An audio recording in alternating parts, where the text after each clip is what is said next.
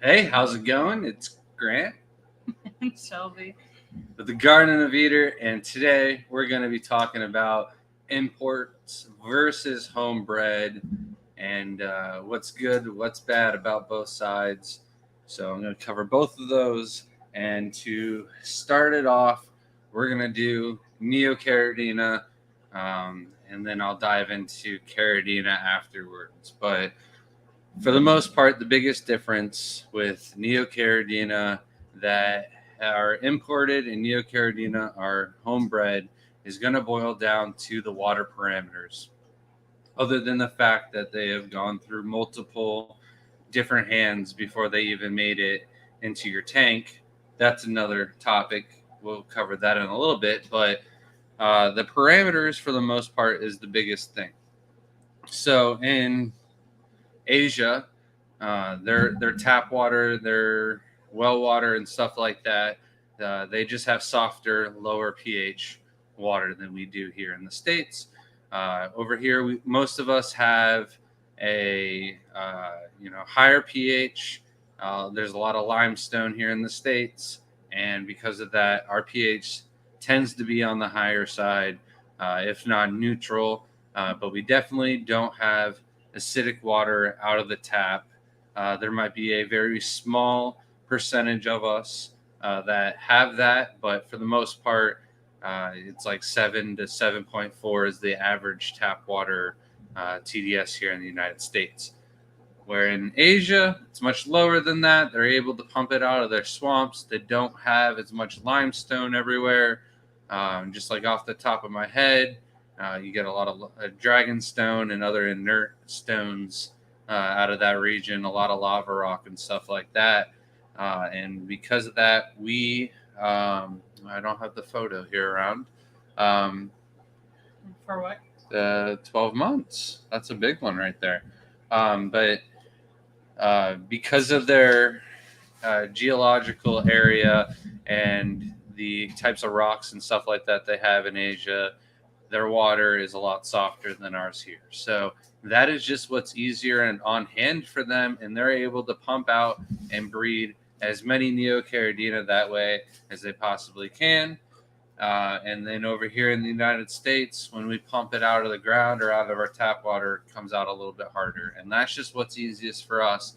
And that's why you think that the Neocaridina do better in harder water, but they could do just fine in the softer water as well. It's just a lot more work for us to keep it in soft water. So congratulations, Zoltan. You won a Sam Scales exclusive print. These are the green emeralds, and they not green emeralds. I'm sorry, the green kiwi tie tie bees. This is a line exclusive to us. Wake up. Nobody else has these in the world. They're like a green body with like a yellow outlayer, where the green hulks would be like a green on black or green on blue. So they're super, super dark and eventually turn black as they mature. These ones stay green throughout. I've got a bunch of babies running around that tank right now. So in the meantime, the only way to get your hands on some is through these prints and being members with us for 12 months. So reach out to us, and we will make sure that you get your Sam Scale print, and it's exclusive. But also, kind of be patient with us. We're almost on the other side of this insurance thing, and then we'll have time to send out and catch up on giveaways and stuff like that. But for now, we're lucky to be caught up on orders. So thank you, Zoltan, for all the support. 12 months, big stepping stone. We want to give you something a little back. Thank you. Thank you.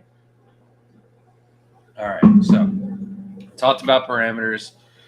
Basically, the only reason why in the United States we keep them in the higher parameter, higher pH, and stuff like that is because that's just what's readily available. And that's what it all boils down to. The other thing, the biggest difference between imports and homebred is the homebred shrimp usually go straight from the breeder straight to the consumer. They might spend 3 or 4 days in transit, or like Jeremiah's case, his shrimp lasted in the mail for 17 days. He forgot to change his address on PayPal, didn't let me know either, and his apartment wouldn't hand over the mail. And eventually, someone reached out to him, said that they had his box, and that was this morning. And he made a joke saying, "Oh, there's probably going to be one alive, and I'll dedicate the tank to just that one guy." And I was like, "I think you'll be surprised. As long as they weren't left out in extreme conditions, they should be fine." And there wasn't a single DOA. So, if 17 days happens to be a long time for homebred shrimp to make it to their destination, but generally speaking, it's usually only around 3 to 4. And around this time of the year, holiday shipping and stuff like that, transit might be 4 or 5 days. But honestly, we don't worry about that too much with the shrimp. With the fish, that's kind of another story because they don't like it too cold in some regions. But the shrimp, they just kind of slow down. They don't really die off. They don't really have any issues as long as they're not left in extreme conditions for too long. Where we have not CPDs, the mountain cloud minnows and rice fish still on the website because those do well even in the colder temperatures up north. So the Neocaridina definitely travel very well when they're only going once. With imports, though, they could go from the farm to an exporter or shipper, like another holding facility.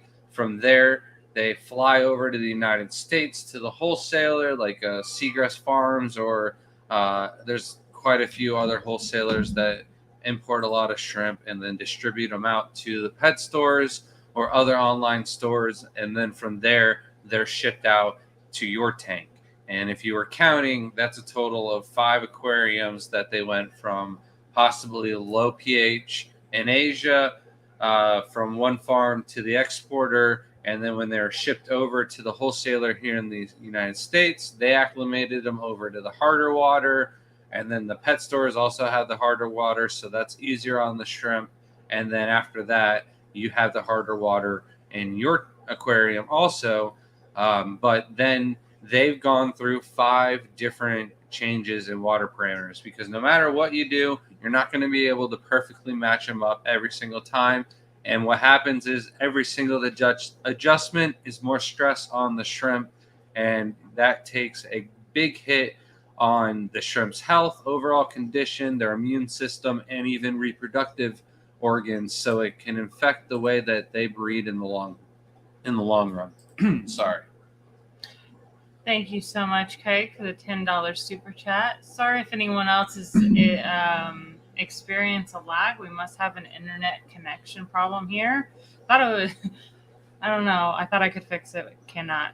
It says to say thanks for all your amazing advice, Belinda and Craig. My tanks have never been had so many shrimplets. Thanks for wonderful advice. Thank you so much. Yeah, that's awesome. Glad to hear, and especially where you live, and it's so hard for you guys to get your hands on them. So I'm glad to be able to spread the Australian shrimp hobby on a different continent. Also, Craig, I would like to be able to try and get you a t-shirt. No promises, but to you and our other Australian supporters, I might leave a couple of these t-shirts in the hands of another Australian that is coming to visit us. And he has a pet store, and you might be able to take a trip over there and get a couple of these if he has room in his luggage and he's willing to do that. So I'm not saying anything yet, but it would help if you just emailed me with what shirt size you would like.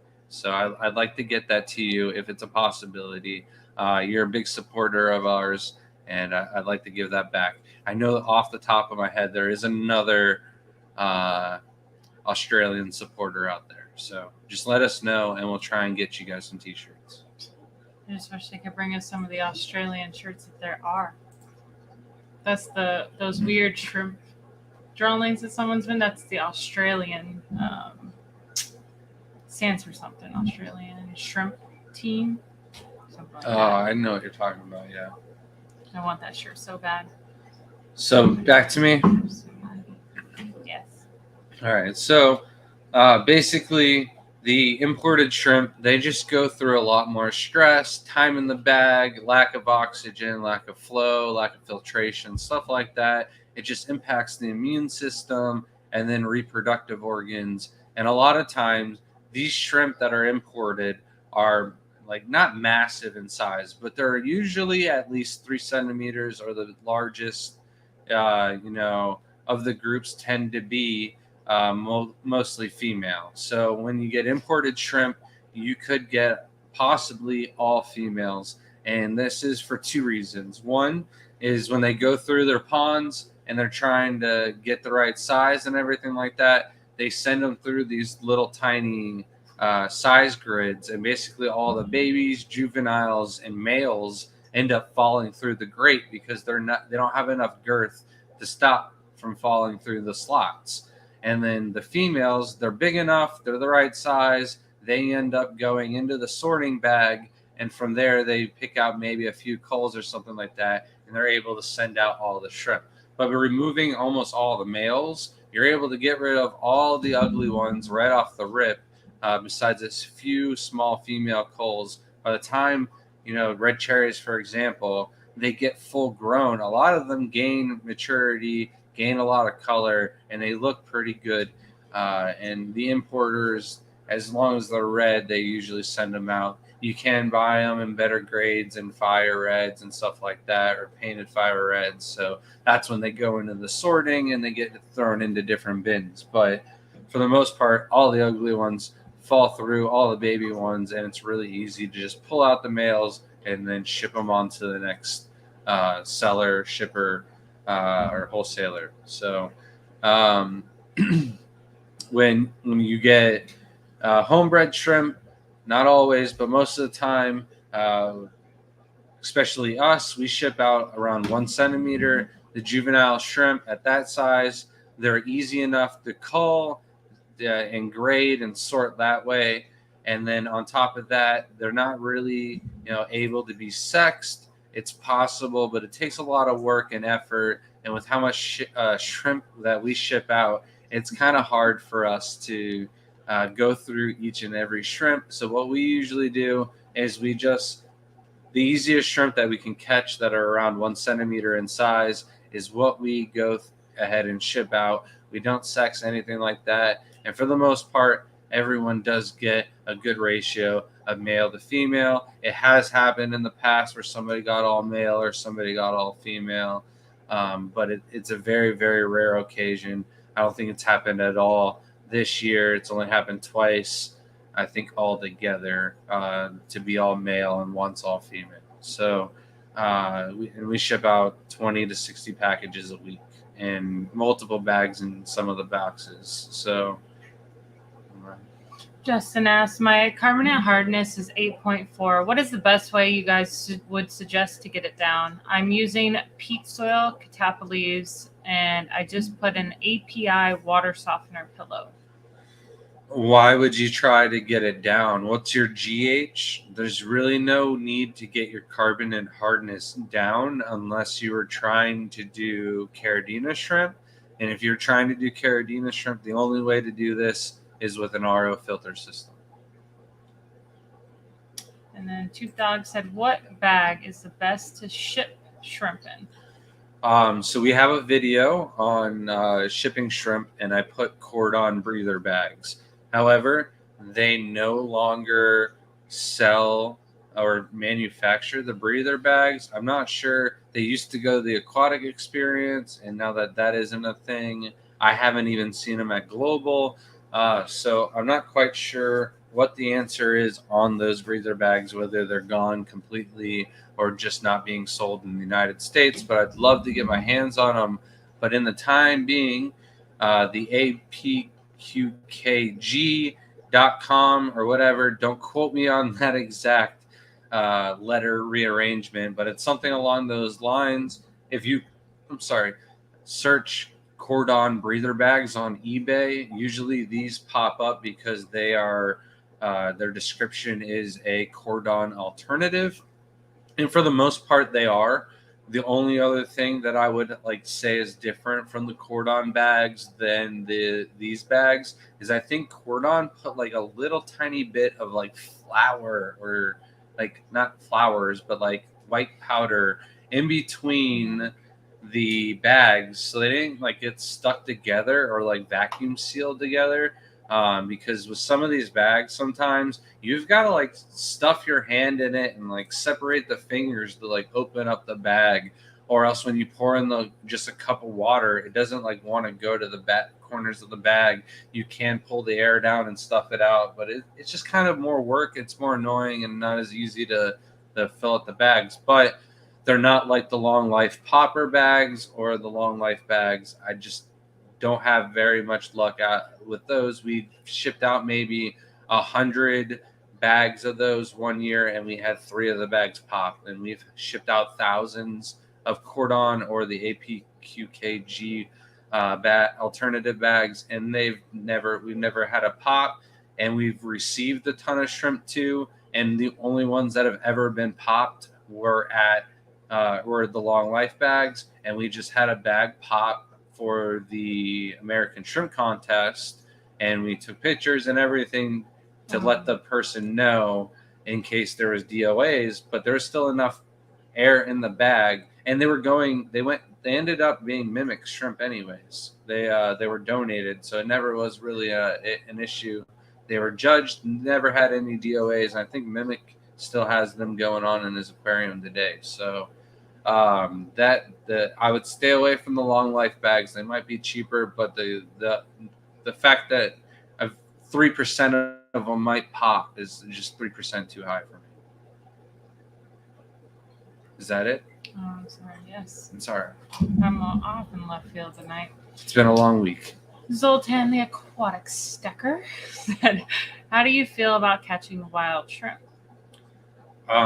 So it depends on where you live. In the United States, it's kind of boring because ghost grass shrimp or whatever you're going to catch in those varieties of common name placement shrimp here we have in North America, it's very dull. There is some Maculabrachium down in South Florida. Those are cool. We have some of those. We go and collect those all the time.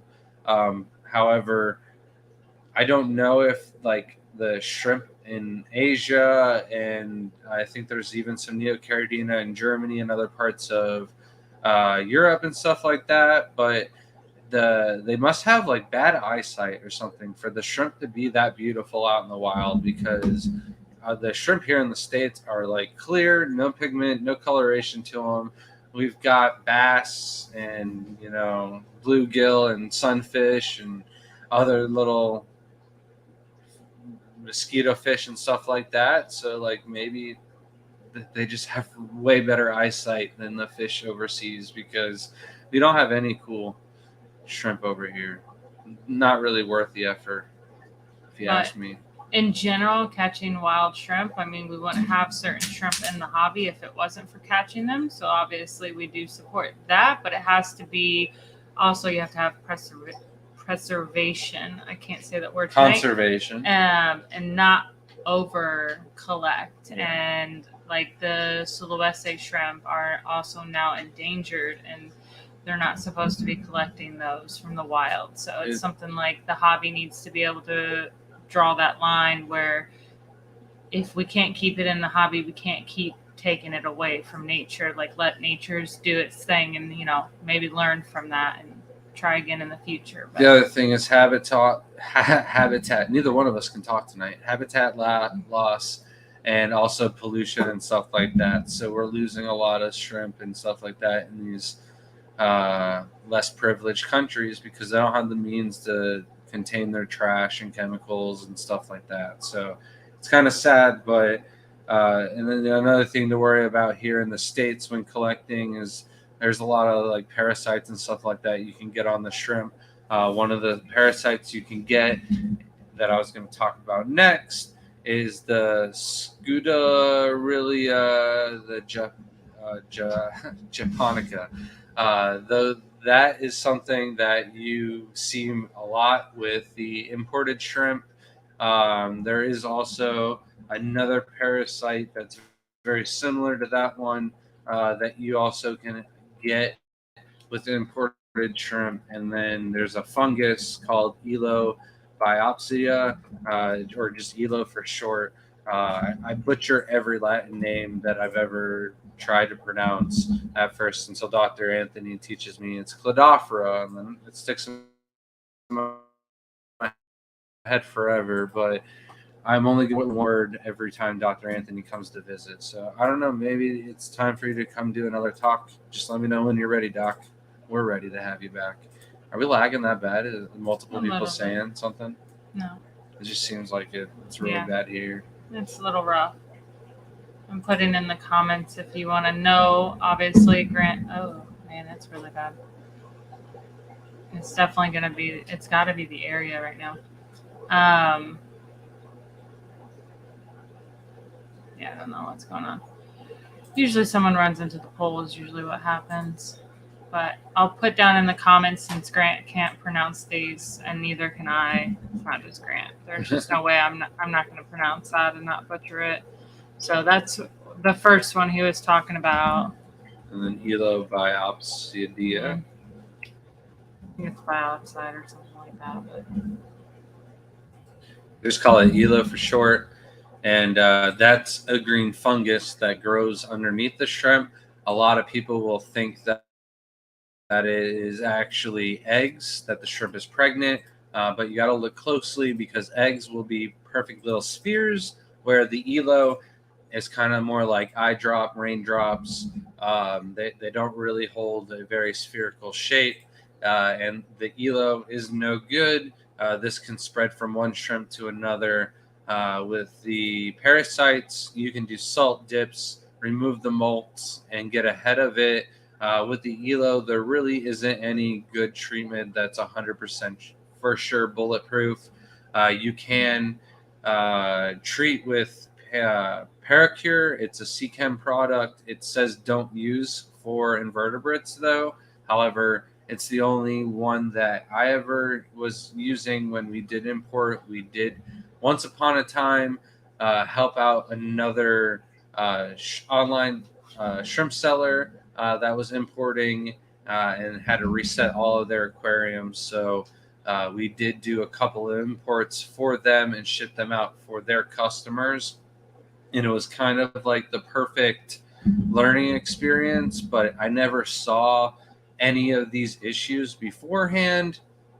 And then when we had them, I didn't know what other advice, didn't really have time to research or like the ability to experiment on somebody else's shrimp.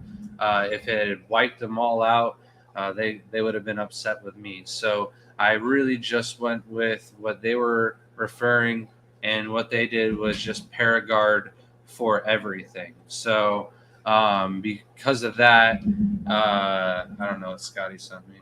no, it's just a part on breathing. Okay. Oh, okay. Oh, really? On the Aquabit? So they just use Paragard. They dose the tanks, and then water changes, massive water changes, to try and keep up with the water quality and the immune system of the shrimp.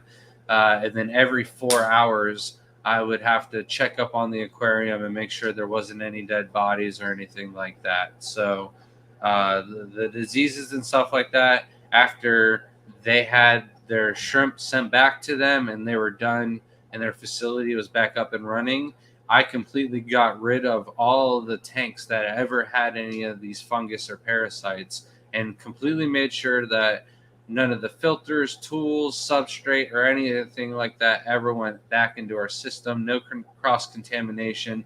They were all in their own rack. It just happened to be right timing when their facility was going down, and our rack just got done cycling, and I was ready for new shrimp. So the timing was right, and the opportunity was great, because I learned that the frustration, the hassle with importing and everything like that, it was just not worth it for us at the time.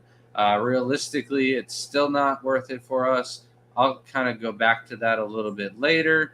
But for the most part, we've got enough shrimp for us going on right now that we don't need to worry about it. Back then, we had just sold our landscape business and we're tackling shrimp full time, and we're debating on whether or not we should scale up and set up more racks, more aquariums, or if we should start importing. And after that experience, we're like, let's scale up and not have to worry about all the fungal and diseases and stuff like that, parasites. Thank you so much, Wi-Fi. Gifted 5 new memberships, and I had it up here. Hold on. So welcome, Justin, Eric, Abstract, Julian, and Darlene. Don't forget to email us at thegardenofeater@gmail.com for your lovely membership sticker, and then you'll get your discount code. You could also email us for the code, and then we throw the sticker in your order as well. You know, if somebody else wanted one of these prints, all you'd have to do is give away 12 memberships. We could do that too. So you're only 7 memberships away from getting your own Sam Scales print. Jeff, if you don't have a Sam Scales print yet, you're definitely going to get one. And I think Jenna and Steven have got to be 2 if they don't already have 12 months. They already have one. So, and so does Jeff. Yeah, he's way past 12 months. Yeah, that's another way. If you wanted one of the prints, you wanted to support us and jump ahead on that, that would definitely be an idea. Kind of just came up without discussing that with you, but I hope that's all right. It's gonna have to be. Thank you so much, Wi-Fi. We appreciate it. Thank you very much. Oh man. Congrats to the lucky 5 people. Back to me. So anyways, we got out of ever trying to do the importing. We took the aquariums that were infected, put them on the side of the house. And I've always thought about like what to do with your tanks that get infected with ELO, and then just light them up with gasoline and set them on fire or blast them with a paintball gun. And that's why the only reason why they're still in the house. Or somebody needed a reptile tank, we could probably clean up one of those. But they've been sitting on the side of the house for like 6 years now, since like 2018, I think, or 2017. So it's been a while. Craig said, from what I've seen, Shelby can make a better pavlova than most Aussies. I bet Grant had seconds. No, but my everyone that was I at did the have fish second club, and thirds. no. Thank you very much. No, don't tell On the me first lies. pavlova. On the first Out of the pavlova 4. that she made for Thanksgiving, okay, I had it at my grandpa's house, and then I had 2 more pieces at home, okay, because we eat very early at my grandpa's house, and then we didn't have 2 Thanksgivings because Shelby's parents had it an opposite day. And yeah, I had 3 helpings of pavlova, and then the second batch of pavlova that she made was for our holiday Christmas party, where I like to indulge in a large variety of sweets, as you might know. And yeah, I had like 3 plates of varieties of different. And I was trying to let other people enjoy the pavlova. I had a bite. I know. It was good. One of our longest people that we've known, like the first person I really ever had conversations with at the fish club. And I mean, this is 9-10 years ago almost. And he absolutely loves the pavlova. He went up for seconds before people even got a first piece. Like he was ready for it. It just made his day. He even posted about it on Facebook. It was truly nice to see people appreciate it. So thank you, Craig. Shrimply Explained asks, is it possible for hobbyists to sex shrimp at 1 centimeter, possibly with a microscope? I think if I stared long enough and sat there long enough, I could probably do it. But like when you're catching shrimp and you're trying to get those orders out, it's very hard at that size. But the females, you could definitely tell. You might not possibly be able to know a male, but females will have the saddle sometimes at 1 centimeter. Yeah. If you can see the saddle, then yes. But if there's no saddle, you can actually use a light underneath the shrimp and see a saddle even on younger shrimp. The other thing is the antenna. And I don't know if this is like 1,000% true or whatnot, but a lot of higher, not higher, bigger, not bigger even, but more focused line breeders that just breed like one type of shrimp. They'll do the antennas at like 1 centimeter. So the males will have longer antenna. The like theory reason behind that is so they can sense the hormones in the water and locate the females a lot faster. Like I mentioned, though, we don't really have the time to like look at the antenna of 12 to 13 plus shrimp in the cup and then move on to the next cup and do that for all the orders. So it really is just the first shrimp that's around that size that isn't a cull, or is a cull if that's the order for that shrimp going out. So it's either cull, medium, or high grade, or we have a low grade specific tank for that. But it's possible. It's just a lot of work, and you probably need really good eyesight on top of a good microscope and a good light. Anything else? Not right now. All right. So, I talked about size with the imports. The other thing I don't really mention is age. So with the imported shrimp being around 1 centimeter in size, they're obviously quite young. The juvenile shrimp, just like kids, they're made out of rubber and magic. For whatever reason, they can just survive, withstand different parameters, a wider range, less consistency, and stuff like that. Where the adults, they need more consistent, less changes, or else they get stressed out and they don't really react well or can get lethargic and stuff like that. Where the smaller the shrimp, the longer they can survive in bags, the less oxygen they use up, the less prone they are to getting diseases and sick, like bacterial infections and stuff like that. So you definitely want smaller shrimp when you're shipping out for yourself, when you're buying them, when you're shipping them. It's just overall that is going to give you the best and highest chance for survival and overall longevity of the shrimp, and breeding in the long run will also be higher because the adults, they're more prone to being, the not.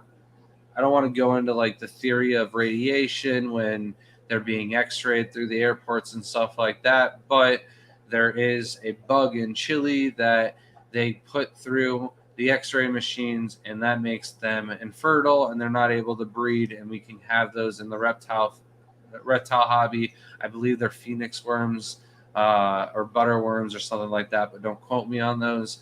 And then that way we don't have to worry about an invasive beetle here in the United States. Well, they're little tiny shrimp. They're also invertebrates going through the x-ray machines and stuff like that. When they go through customs, is definitely possibly affecting their reproductive organs, or just the overall stress of going through 5 different hands, being in transit 2 to 3 days each time. It does a lot on the reproductive organs of the older shrimp or even the younger shrimp. But being homebred, they're only put through that stress once and not 5 times. So the other thing is, with the shrimp being that size, that old, you don't know if they're 2 years old and on their way out because they've been bred in 80-degree temperature, or if they're 3 years old, or if they're 6 months years old. So that shrimp could die a week into you having the shrimp in your care, and that could have just been the end of its life cycle. Or it had another 2 to 3 years and you didn't know that something was off in your aquarium, and you found out the hard way. So it's a lot better to stick with juveniles, where they might have been able to survive your mistake or inconsistent parameters because some type of stone was setting something off that you weren't testing the difference in pH in the morning and late at night after the light cycle has been running. So are you ever having any issues with pH or your shrimp or something like that? Test out the pH in the morning and then at the very end of your light cycle, and you might be surprised about how much it swings, or you didn't have any issue there and it didn't swing at all. So you got anything else for me? Yep. Justin said, I was trying to get the carbon carbon hardness down because your parameters for Neo said 3.0, and I freaked out a little bit when mine was almost 3 times that. My general hardness is 7.28, and I'm using an RO filter. How do you guys correctly convert parts per million to degrees? So, if you look it up on Google, is the best way to do it, because there's some very complicated method to it. I don't remember what it exactly is, but it wasn't just as simple.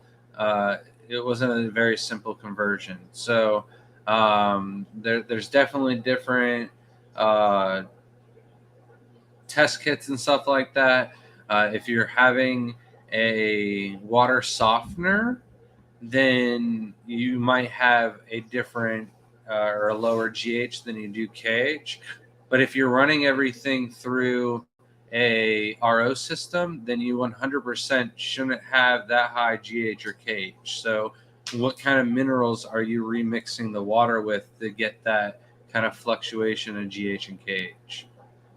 Justin also asks, are your guys' price increase going to be permanent? I went to order a couple things and saw that everything had increased. So our Black Friday sales are over. We might do like something for the holidays. Haven't planned or organized anything yet, but the Black Friday sales were the best deals that we put on all year. So sorry you just missed out on that, but something might come back on sale. We're just hurting on some of the shrimp. There's not a lot of inventory left on some of the stock, so certain things won't be going on sale. Feel free to reach out to us, and I could give you our best deal possible. And if we were having a holiday sale, that would be basically it. So. Shrimpling explains that I spoke with one of the shrimp parasite researchers who said that Cladogonium was likely incorrectly identified as ELO early on, but all cases have been found are the clada, which I typed that in earlier. Yeah, I saw something about when I first looked up the ELO, that had popped up, and I didn't have a chance to really go into that or look more into it. Again, I'm not really a researcher or scientist or have a degree or anything like that. So I don't have any real issues with these diseases, so I haven't had to do a lot of research. We've had a couple of farms reach out to us and ask us, hey, what do you do? We keep treating it with this, and this, and it always comes back no matter what we do. And then I don't have an answer for them because I don't have that issue. It's not in our system. We don't really have anything going on that we have to medicate and solve with our shrimp. It's just you get good stock, you get shrimp that don't have these issues, and then you don't have these issues moving forward. Lady Diane, did you ever place an order or reach out to us or anything like that? Because we have something for you. And you said, don't, you're going to place an order. I never saw an order. I don't think Shelby saw an order. No, I think we just forgot to put it in there. She made an order? I think like immediately after we got back. It was that fast. If that's our fault, then we're just going to send it to you. I totally missed it, though. Brandon, member for 18 months. Thank you. So Grant is a hobbit. Confirmed. How am I a hobbit? Where did that come from? Like liking all your little desserts? I don't know. Yeah, listen, and we knew about the first pavlova, but what about the second pavlova? There was 4. So 1 pavlova is not enough. So we make 2 pavlovas for every occasion. So that is why I always have leftover pavlova. It's great. I even had more pavlova when Mark was here. So I had 4 helpings of that pavlova. Not enough. Craig said passion fruit on top is my favorite. We do kiwis and strawberries. She's weird and does blueberries. I love the blueberries. Get off of me about my blueberries. I refuse to put blueberries on my pavlova. Lady Diane's rainbows are giving her eggs. That's cool. Very nice. And then Tube Dog said, how do you feel about the underground gravel filters in the tank?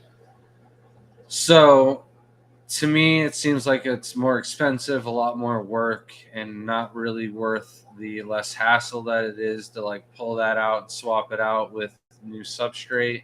I also think that it uh, goes through substrate and exhausts it a lot quicker and breaks it down a lot faster. I've never really saw a need to try them out. And I don't know, it's something we might do in the future where we just do one tank and like do a side by side to see if it breeds anything any better. But I can't see some of our tanks doing better just because of a UGF filter. So when you have 400 aquariums, $2 filter sounds great. Big Dog said hi. How cold can the shrimp take?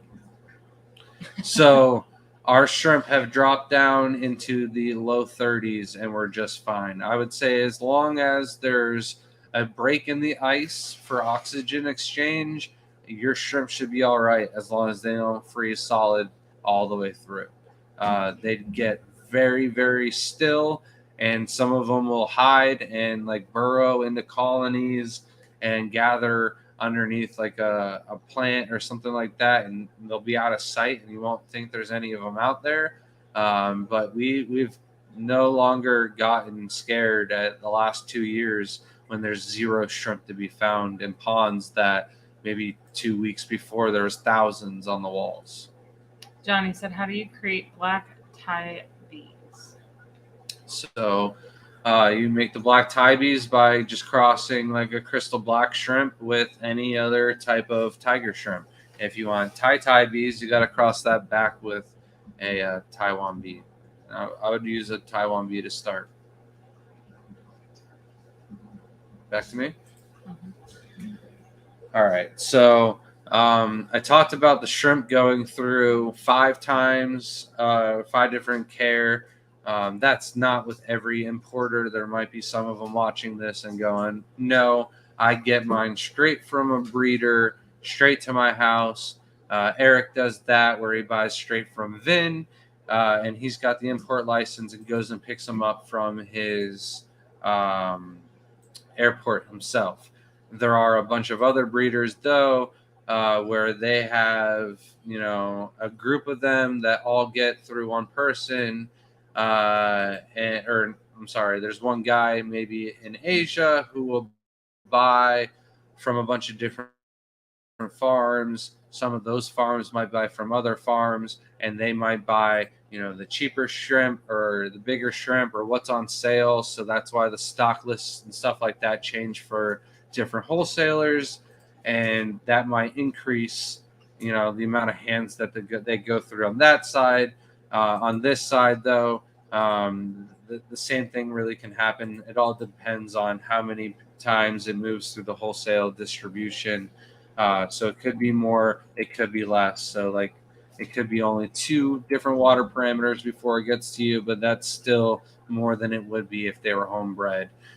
So a lot less stress, and chances are your parameters are going to be closer to what the homebred shrimp are here in the United States. The product, the tap water, everything like that, it's going to be more similar. It's a lot easier to get. There's a lot of products in Asia that we just simply can't get our hands on. They're not readily available, or just the price doesn't make much sense for anybody to bring them in anyways. Big Steve asks, what is your thoughts on substrate depth? I assume you probably run yours thinner due to the amount of tanks, but how much would you use ideally? So I like to use more than what the the rim on these tanks, show. I definitely don't want less substrate than what the rim is. 1 inch is great. It goes above the rim and is enough to buffer the pH for 3 to 5 years. Anything less than that, and people are generally exchanging and swapping the substrate out. If we're doing plants, I like to do 3 inches. If you're just doing moss, boost, and nubius, stuff like that, and 1 inch is still fine. But if you're doing crypts or stem plants, stuff like that, I would like to do 3 inches of substrate. But remember, while the shrimp are in there, don't mess around with the moving the substrate around, stuff like that. You want to get the first giveaway going. I don't know if it's gonna work. So I guess a couple people of you can put hashtag TGOE in the comments to see if it will even start working. Because for some reason we're not showing up on Fish Fam link. So if a couple of people will do that, and we'll see if that works. First giveaway will be for the $25 gift card to our website, tgoeshrimp.com. We're gonna write these down this time because I just got the paper wet. yeah, I'm sorry, that. but I need my notes on the other side, so don't take it away from me just yet. Taking it away. Taking it away. All right. Did you answer that? Yeah, I answered it. 1 to 3 centimeters is great. And then Tube Dog has the how to measure it on his website when we were talking earlier. All right. Now, the only other thing, and this really boils down to the trust, the quality of the breeder themselves and stuff.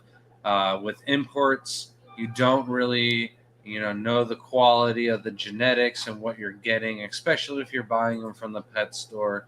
When you're buying from a homebred colony, generally you can ask for pictures or video. You can see how well the colony is manicured and taken care of. If there's a bunch of culls running around, you can reach out to us and ask, hey, what about how many culls do you get? What's your cull rate? Da da da da da. And we'll give you the best, closest estimate we can. Most home breeders will.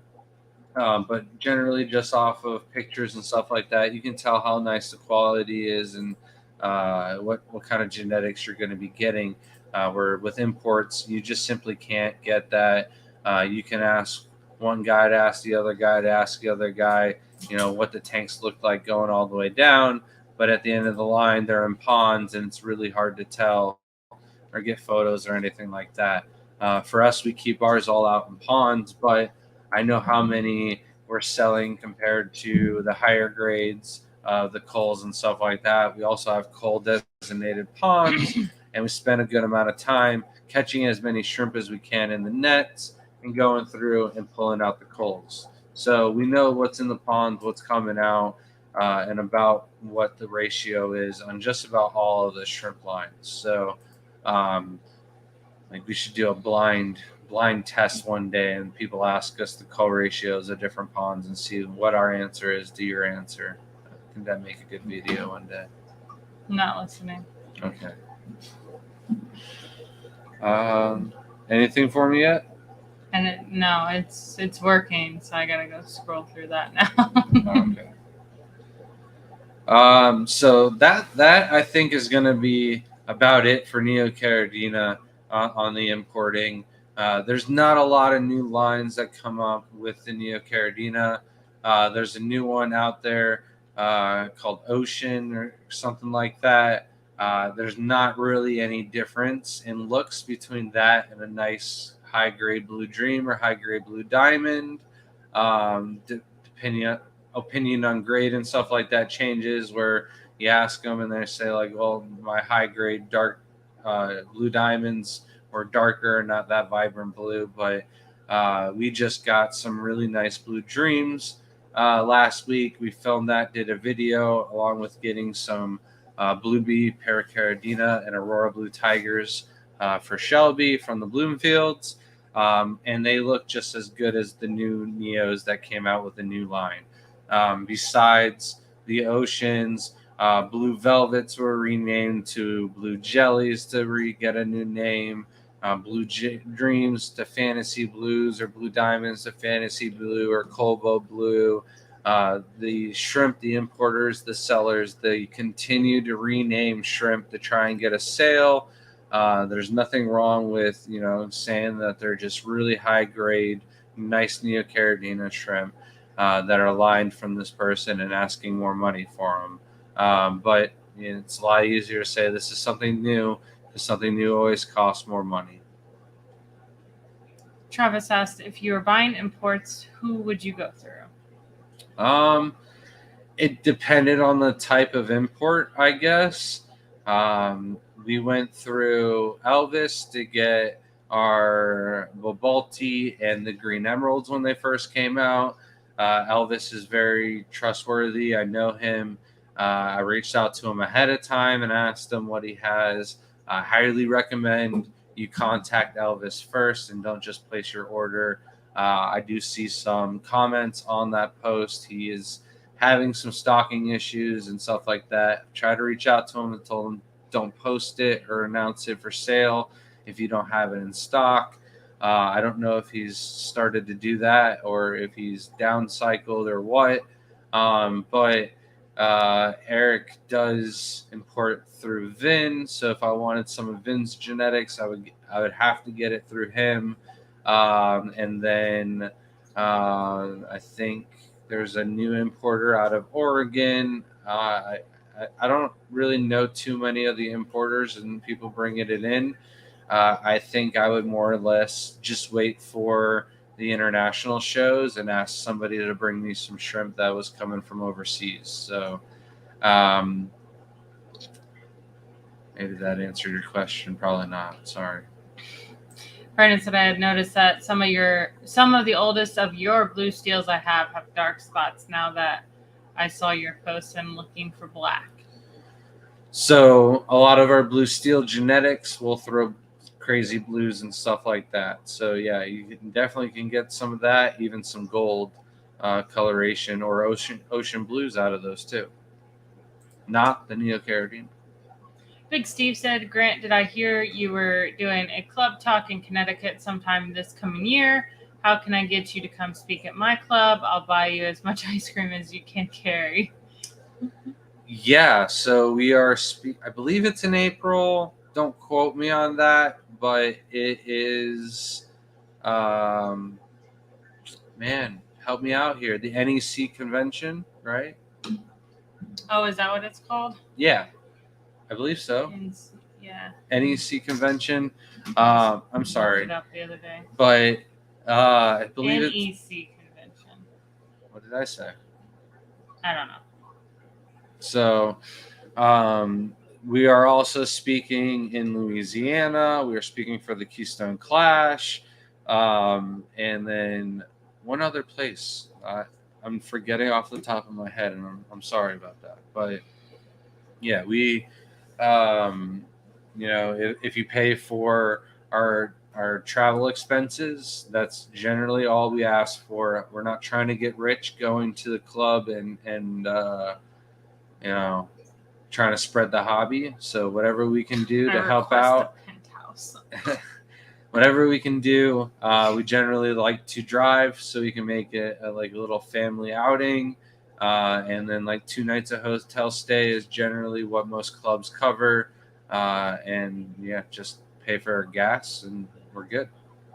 We'll cover our own food and ice cream, but I'll take all the ice cream you want to give me. Anything else?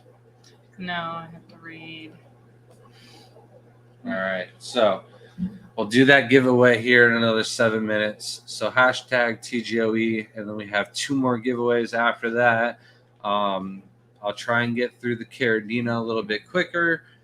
There isn't too much to really crap on with the Caridina as there is for Neocaridina when it comes for the importing. There is a little bit of issue where a couple times we've gotten imported shrimp and they just never fared well. They never bred for us. We've had some that just never really even grew, and I kind of did boil that one down to my assumption of the reproductive organs just being stressed out or nuked through the transit.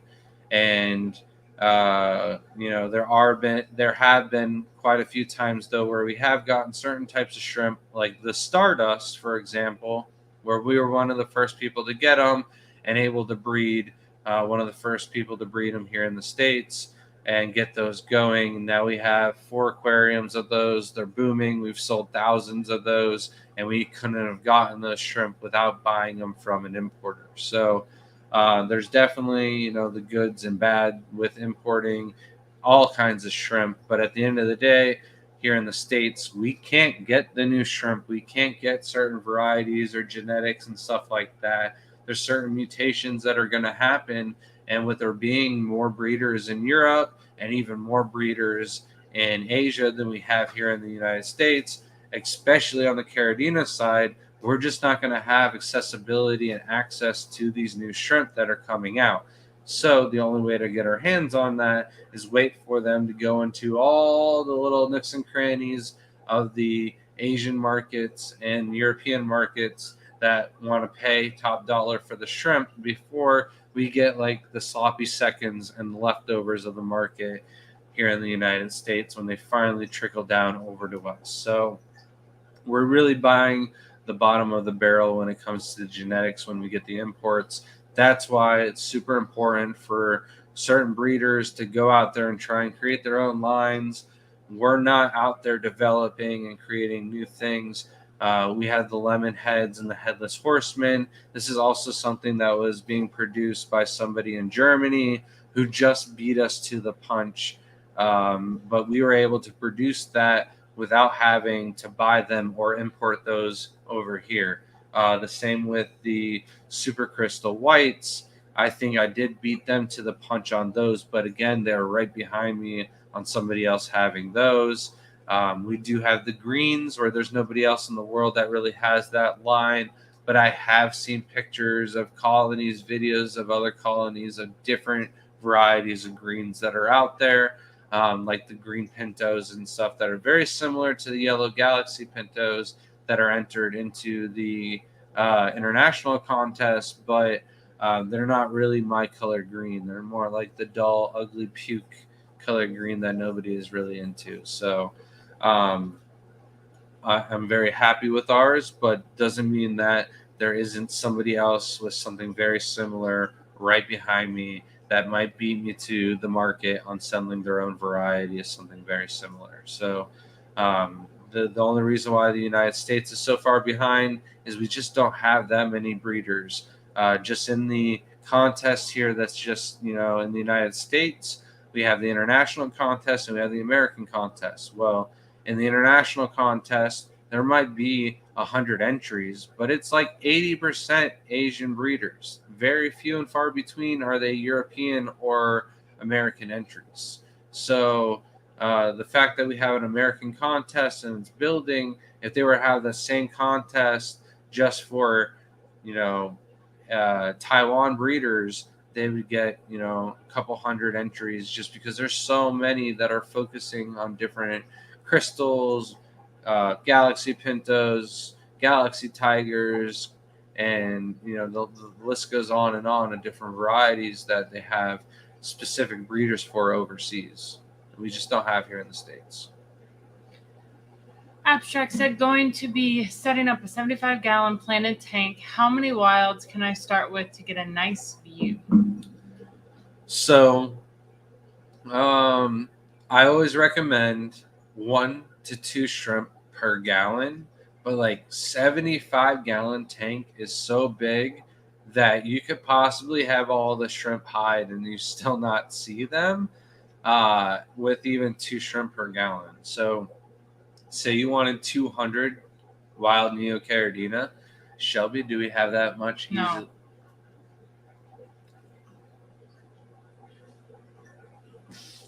It's not easy, but do we have it? No. No. All right. If you wanted 150, we might be able to mingle up some shrimp or some culls or something like that to cut you a deal. But yeah, like 150 shrimp would be like the minimum that I would want to put into a 75-gallon to get a nice view. Yeah. Otherwise, I would just wait. They breed pretty fast. Yeah. I would say even like 40 would be sufficient for a little bit, but like a planted tank, you got to realistically, most wilds are pretty clear, so it's hard to see them in the first place, let alone to like sit there and just see them actually moving. But remember, they do breed pretty quick. Within 30 days, you'll have some babies, and within that 30 days, 60 days, you're looking at a lot more babies. So But 40, you could be waiting a while, but you'll get a nice view eventually. Big Steve said, Grant and Shelby, I know for Neos you can use inert substrate and Brightwell for Caridina, but are there any non-inert substrates that benefit Neos? Is Samurai soil beneficial in any way?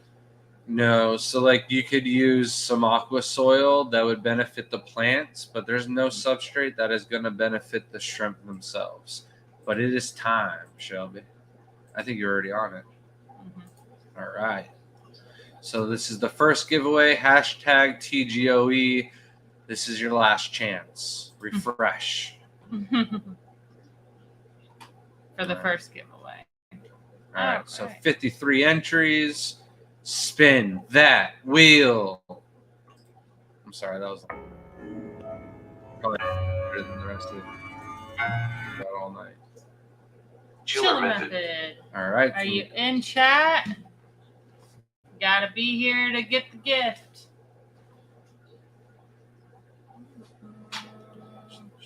Right, chiller method, and then hand me back my notes. I know the first note right off the top of my head, and I still wanted to go on about the USA being a little far behind. There's a few breeders out there. Jacob Walters has some really nice Red Galaxy Pintos. If you actually saw the one that we just posted not that long ago, that was one of his that he entered into the shrimp contest because there wasn't a lot of volunteers, and it's one of the shrimp Shelby actually wants and is working on, and we had some shrimp from him already. Shelby was able to take those home since he donated those to the contest. So shout out to Jacob. He's got some of the nicest red pintos in the States, and now Shelby's got some of those to work on and hopefully add in some of her characteristics of her pintos to try and mix in there and make her own nice line. So, but we need more people like Jacob, and then we also need people like myself, also like Mimic and Crypt Keeper, who are going down that crazy morph line, chasing something new, trying to create something different. There's many different varieties and phenotypes that come out when you're crossbreeding shrimp, that you could see certain traits that somebody else didn't see or like, and then cross that with something else that somebody else hasn't tried and go down a different road that nobody else has gone. And when you're making a new line of shrimp in Caridina, it very much is doing just that. Whether your road is incorporating orange eyes or metallic, purple, multiple colors, or a new mutation and trying to get that to line breed out, that's a road that nobody else has gone for, and that's what it takes. So it's a lot of hard work, and not a lot of people are going to be able to achieve this because it's going to take many years of dedication. Like to get 10 generations of work, if you're lucky, maybe 8, maybe 6. You're really winning the lottery if you pull it off in less than that. And just to do 6 generations, if you're thinking about a shrimp that hatched out of an egg, the egg incubated for 30 days, that shrimp, to have its own babies took at least 2 to 4 months. And then from there, that whole cycle has to restart. So you're looking at like 6 to 8 months at least per generation. And then, for 6 generations, that's at least 2 to 4 years. And it's going to take longer than that for most people. So, if you're just now coming in, it is still hashtag TGOE to enter for the next giveaway, which is also another $25 gift card. Just make sure you put it down in the... They're not all going to be $25 gift cards, though, either. No, so stay tuned to figure out what the last one is. is. A different one, for sure. And Chiller Method, don't forget to email us at thegardenofeater@gmail.com, and I'll get you that gift card code to you. Forgot to make that ahead of time. That probably would have been a little bit more convenient. I wanted to bring this comment up because it was kind of like pertaining to the topic tonight, and I thought that would be a good point to talk on. Brandon was talking about looking into importing Sulawesi shrimp, and it made me too nervous. I was going to be $700 shipping, and people were reporting 30% survival rates. So you had to buy like $2K for it to make sense. When I first read this, I saw 30% death rates. Yeah. And I was like, nah, that's being way too modest. You're gonna get at least 50%. And like what it can be is you order 1,000 shrimp and the first day you lose 50%, so you're down to 500. And then the second day you lose another 50%, so you're down to 250. And then you lose another 50% before everything stables out, so you're finally left with 125 shrimp out of 1,000. So hold on, sorry. Someone asked if we enter again. No, if you're already entered and you didn't win, you're in there still. So don't worry about entering again. It's for the people who haven't entered. Oh, we can't do a new hashtag? No, it just makes it easy, so no one has to keep entering all night, and All that right. no one wins two in one night. Oh no, I was gonna say you guys can enter as many times as you want. If you win multiple times during our giveaways, we're going to be doing multiple giveaways. I mean, all month not long. One night. They could do it for the next. I was live going to say stream. they can win it. The second one too. I mean, I don't know if it lets them back in or not, but right. It might if you put it back in. I thought you just closed out of it. You No. hit refresh. Yeah. It turns it into an X. All right. So back to the importing on Caradina. Wait. Sorry. All right. Continue. I thought I'd go over like a couple of the Caradina.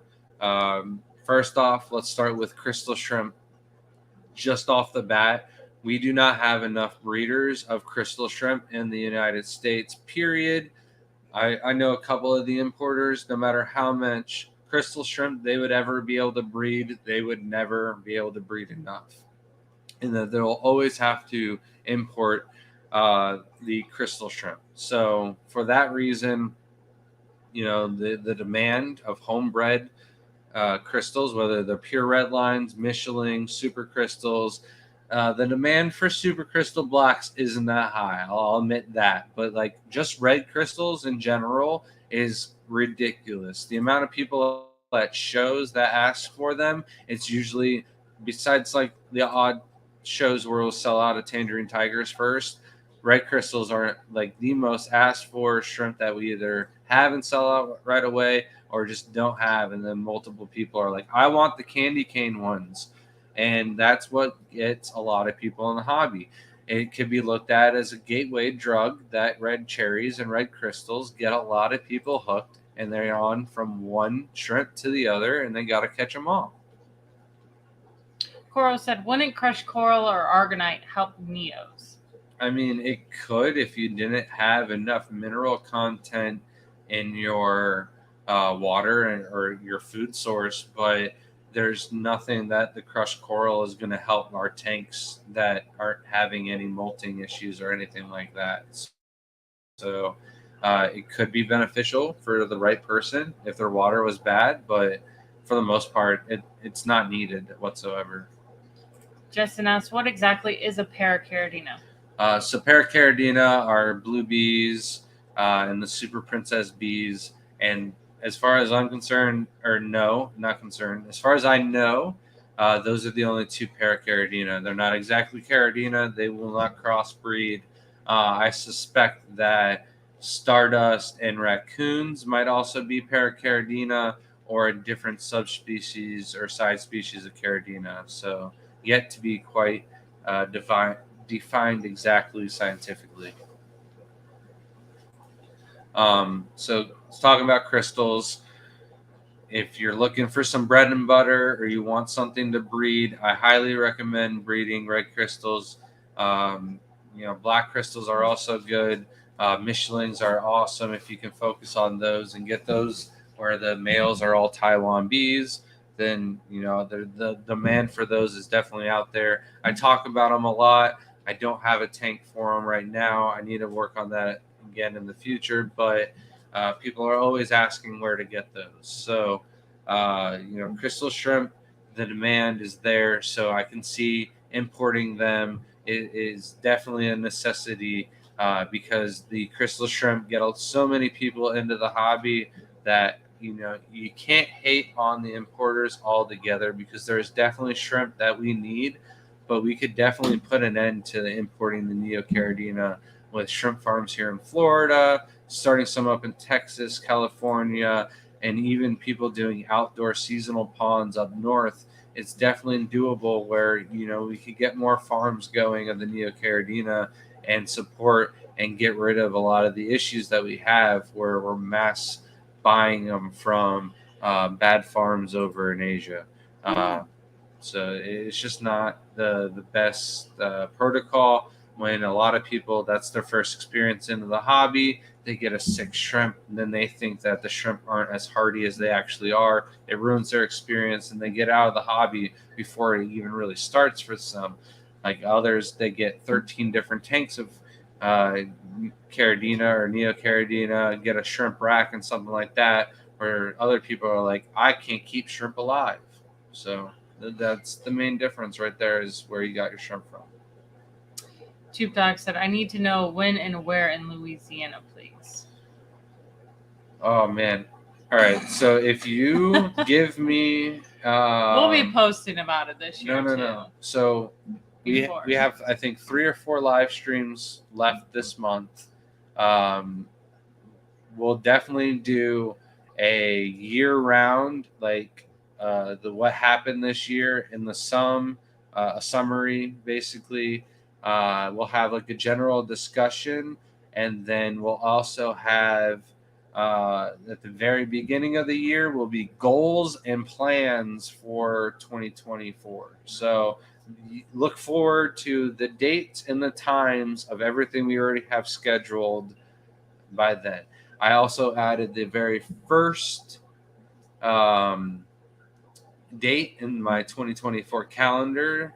So I'm starting to plan out and figuring out where and when we can make trips and stuff like that. So we'll have all that wrapped up by the first. Thank you so much, Gina, for becoming a YouTube member again. I know you're just reading up on your membership. Thank you so much. Appreciate your support, Gina. Oinky says, have you ever considered going to the OCA extravaganza to sell inventory out of a hotel room? This method of home breeders selling completely random livestock, equipment, plants, etc. was amazing. We have thought of it several years in a row, and we really wanted to do it, but this year it's just right after all the shows like in a row. So it was like it would have been our 4th show in a row, and we are normal human beings who have a home to take care of. And we have to, focus on doing that sometimes, especially when it gets closer to the holidays. So it's a little bit difficult to make to every show, and we have to leave out some of the ones where like it's just not realistic right now to do.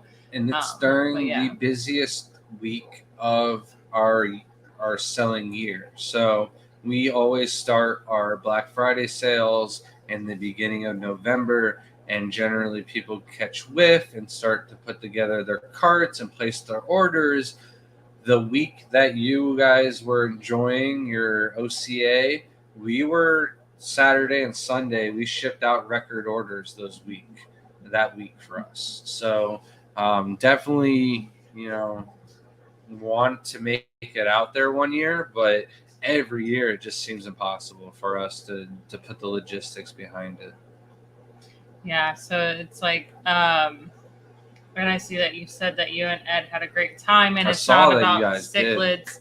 I've always made jokes that we should just go and just be, food for cichlids. Like, I don't understand. Live cultures. Yeah. That's a sign on our door, and then it's just all really expensive shrimp. Yeah. You get them in, To me, red cherries would be an affordable source of food for your cichlids. I know a lot of people think it's crazy when you spend that much money. You don't have to have the pretty red cherries. It's $30 and get a dozen of them. And then you breed those out and you just, have a constant supply. And it's, not everyone uses live foods as a staple for a diet, so it would just be like a treat for your cichlids. And I just think it's a great thing, especially if you show your cichlids.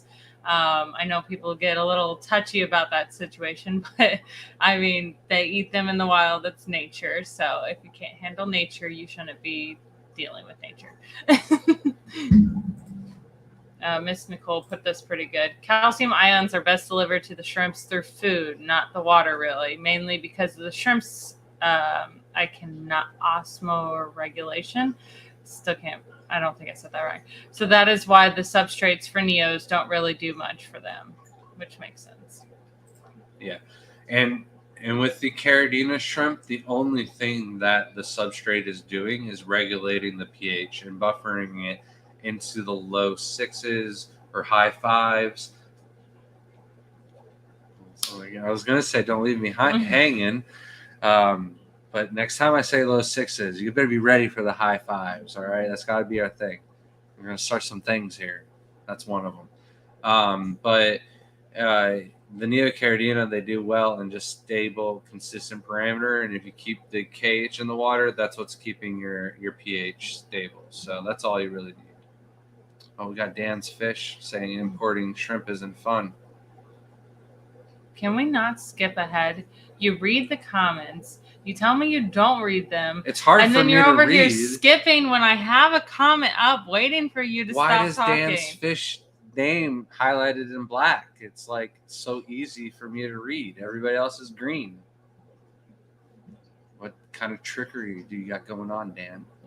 Because those are our members that are commenting. Oh, that's what it is. Okay. So wait, you're all telling your me members are commenting and Dan's not. So it's like it looks like it's. So Justin said, "What are halocaridina?" So I believe those are the Opaula. Yeah. Yeah. Okay. Were you I like, I know something that you know? No, I had to Google that was the it. face you had. I still had to Google it. I was waiting like to make sure you knew. In the moment, you knew what they were. And because I think Googled it 2 minutes ago. Halocaridina rubra, if I'm not mistaken. Yeah, so there's multiple species in that. So like which how do I know this? That's one species or Latin name that I actually know. I believe that species is separated because it's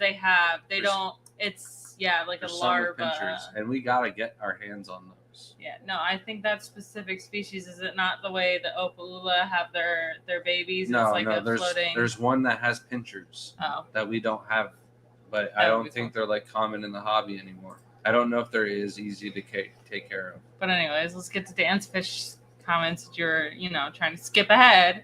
Importing shrimp isn't fun. Also doesn't help when they show up when it's -30 outside. No, not good at all.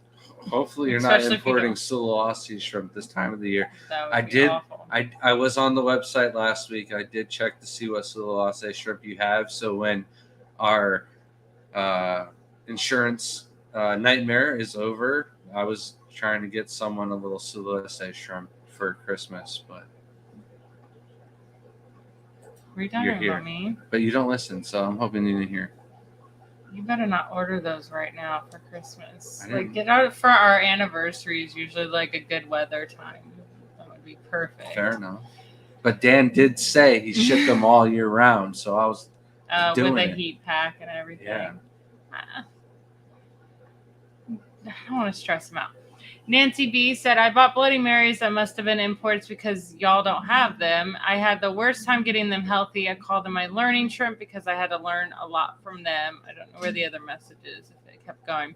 I would say that there are a lot of people that carry Bloody Marys, and we could make our own line, but we've just been, slacking on that, honestly.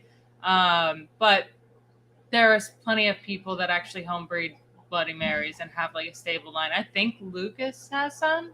I don't know. But I don't know who has a lot of people good stable line anymore. Yeah. Like, so many people have just gotten out of the hobby and no longer concerned about keeping them. So off the top of my head, I don't know anybody that has solid Bloody Marys. That's why we're in the middle of creating our own. I do think that Oh my God, why am I spacing so hard on his name? His name's Mark Shelley. I do believe he has some Bloody Marys, whether or not he has them in stock or not. Yeah. But like he's the only other real person that the seller of Neocaridina that I would trust not to be imports. Like he's sharing his breeding setups on YouTube. It's all out in the open. And met him at the Keystone Clash. He's a pretty straight up guy. So I feel confident if I had to get more Bloody Marys, I'd get them off of him. He got some Blue Velvets. Yeah. They're doing all right in there. So I would say, though, if they were all big females, that's usually a pretty good sign that they were imports, like we were saying earlier in the stream. So just try to find a source that you know is actually homebred. It makes it much, much easier. You can get really nice quality shrimp that are homebred. It's just harder to find.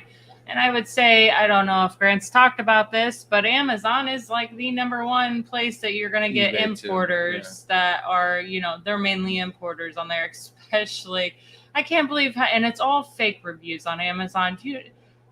Let me tell you, 455 reviews on something that hasn't been on there for like a couple years. I'm telling you, most of those are generated fake reviews, but they're all going on about how wonderful these colorful shrimp are. I'm like, great, you got 20, colorful shrimp that are never going to breed for you, and you might also get diseases from them. So you got to be very careful where you're buying the shrimp from. There are so many breeders out there that are doing a really good job, and it's all over. And there's some that are really close to you, and you'd be surprised. And I don't know if LJ Shrimp has any Bloody Marys either, but we did get some shrimp off of her also at the Keystone Clash. We got some redheads, even though I talk so much crap about them, which I'm allowed to. Born redhead, I can talk as much crap about gingers as I want. It's my right. Yeah, and then Big Steve said, I just realized what you said. Sorry, it's so funny. Said, constantly struggle with shrimp, both kinds. Use RO water for everything, and both types are of salty shrimp. Are there any advanced parameters besides pH, GH, KH, TDS, etc. that... What is that noise? I have no idea. That was such a weird noise. They all just slowly disappear. Can you, respond to that? I'm going to go figure out what that was. So,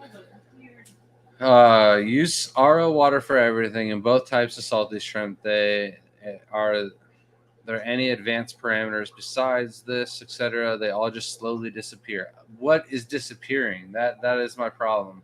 I reread it again and I still don't get it. But for us, what we do is we mix the salts up and what?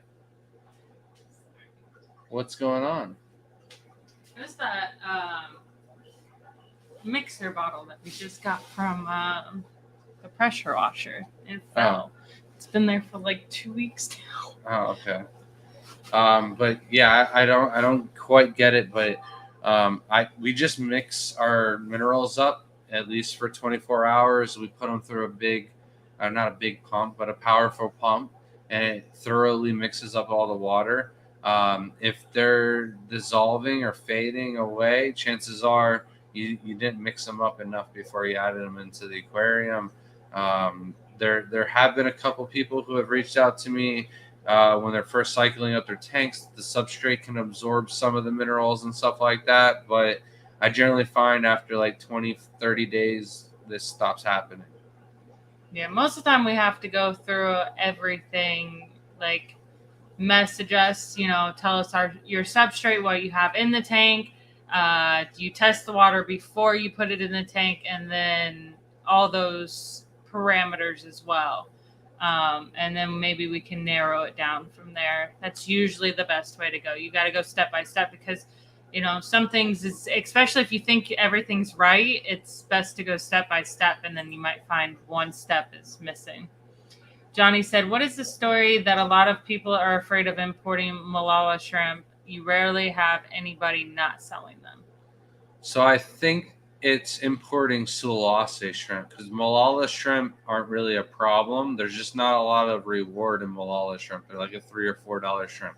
Everybody wants to do the Sulawesi shrimp that we just talked about, where they're so heat sensitive. and oxygen and flow sensitive that when they go through shipping and transit, you can lose up to 70% of them before you get them stabilized, if not more. Laura said, "What are ghost bees? I have ones with and without stripes. Are stripes more desired?" So ghost bees are a crystal shrimp that had a genetic mutation, whether they were crossed or what. That's one of the lines that I do not know exactly where they came from. I do know the genetics after you start crossing them and stuff like that, but more people want the fishbone ghost bees than just the normal crystal shrimp looking ones. You can probably work on them and get galaxy or boa patterns on the ghost bees if you really started to focus on them and work on them. Go anyways next year and leave the kids in charge. Sales and shipping. Not old enough yet. Maybe one day. Maybe one day. Lugo said, "So glad I got to talk to you guys at Aquashella. The plants I purchased are doing amazing. Glad to hear." We actually came home with some plants and planted them, and I'm falling in love with a lot of them, and I'm like, no, I don't want to sell that now. Those are just gonna be mine. I can't believe that the Java ferns didn't melt or die off at all that we kept. I thought for sure that they were going to do exactly what happened to the last batch. And they didn't. I'm thinking that the heat or temperature in the angelfish tank was the difference there. I'm glad the plants are doing well for you. Happy to meet you too. Nice to meet you. Ashley says that quote I said earlier about nature should be a t-shirt. We're going to have to make it. Back to me? Yes. All right. So we talked about crystal shrimp. Next up is going to be tigers. There is not a lot of tiger shrimp that are being imported in the United States.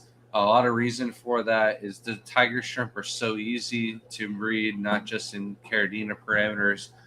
They are easy to breed in the tap water as well. They just breed a lot slower for us. There are other breeders out there that'll argue that they bred faster in their tap water. But for the most part, like say Royal Blue Tigers and stuff, they were just as expensive to import and buy off of the wholesalers as they were to buy them homebred. And for that reason, they're just not that popular to be sold from the importers and stuff like that. So the demand in the market for homebred tiger shrimp is always going to be there because we are instantly competing against and taking away the market from overseas from the importers. And because you can keep the shrimp in such a wide variety of parameters, they sell all the time. For many years, they were bread and butter for us. We didn't really do the neocaridinas outside, and we didn't do a lot of the higher end caridina shrimp. But what sold like crazy were the super tigers, the auroras, the tangerines. Orange eye blue tigers have always been a hot seller for us, still to this day. And then, as the stardust came around and the raccoons, they've just always been big sellers. And there's many, many different varieties of tiger shrimp out there. There's true wild caught galaxy tigers. They're not the same Nanashi and whatnot that you see out on the market today, but they're more like a wild leopard tiger. You don't see them in the hobby anymore, but they once upon a time they were in the hobby, they were in the market. So it'd be really cool to see somebody like Dan's Fish maybe get their hands on them, and then we can bring back those shrimp into the hobby. But I think why they didn't really take off is because like the tangerine tigers or the auroras and orange eye blue tigers, the galaxies and leopards, they weren't able to crossbreed with the other types of shrimp. But they weren't really around or in the right hands to figure that out. So I'd like to see that. Justin asked, who is and how do you get in touch with Elvis? So Elvis is we literally Billy Boy Shrimp, Billy Boy Aquatics. Also, Dan's Fish imports shrimp. So I'm not sure what kind you're looking to get your hands on, but if if it was a shrimp that Dan had that was on my list, I would get it through Dan. Like I mentioned, we were thinking about getting some Sulawesi shrimp. So Speaking of that, it was also the Sulawesi shrimp when it happened. I would have cried. They're literally my favorite. yeah. Abstract says, is there a shrimp that came from the Amazon?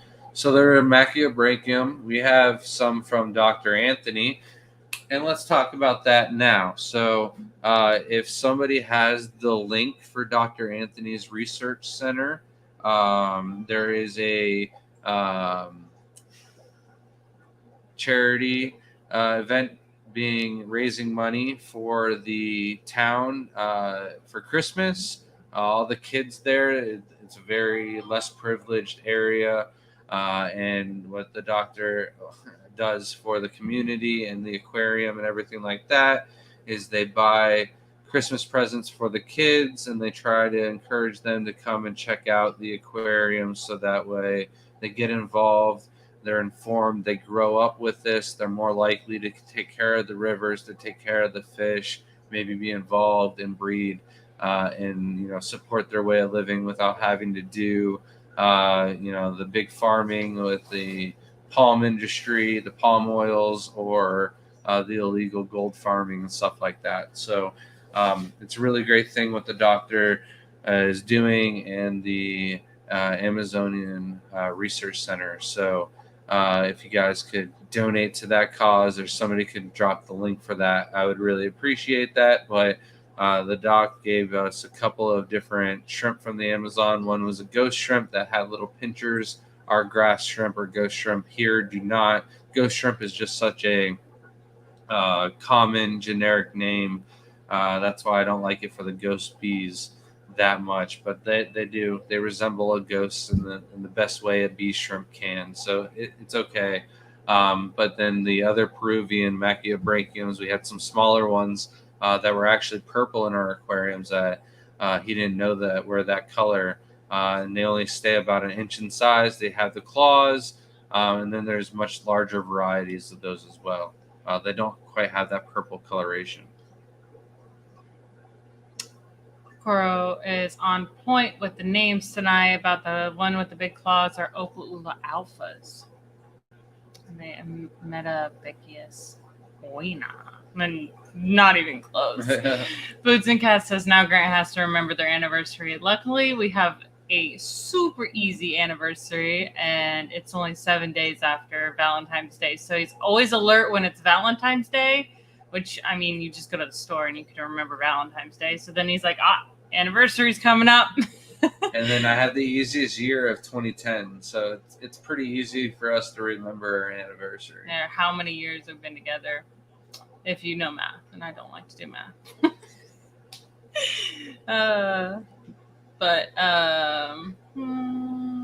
Forgot the other one. Asha says, how do you ship shrimp in cooler weather? It was backwards. Shrimp. I even tried to say it. I can't. Getting into the 20s here in Asheville, hoping the current cherry order will go into the parcel locker, not my front door. So we box them up, pack them up the same way we do in the summertime. Our shipping method, the way the shrimp can handle the different temperatures and stuff like that, it's not really that much harder or much more to worry about when shipping in the summer or the winter. I actually prefer the winter time. The only bad thing about the winter is you do get the backup from the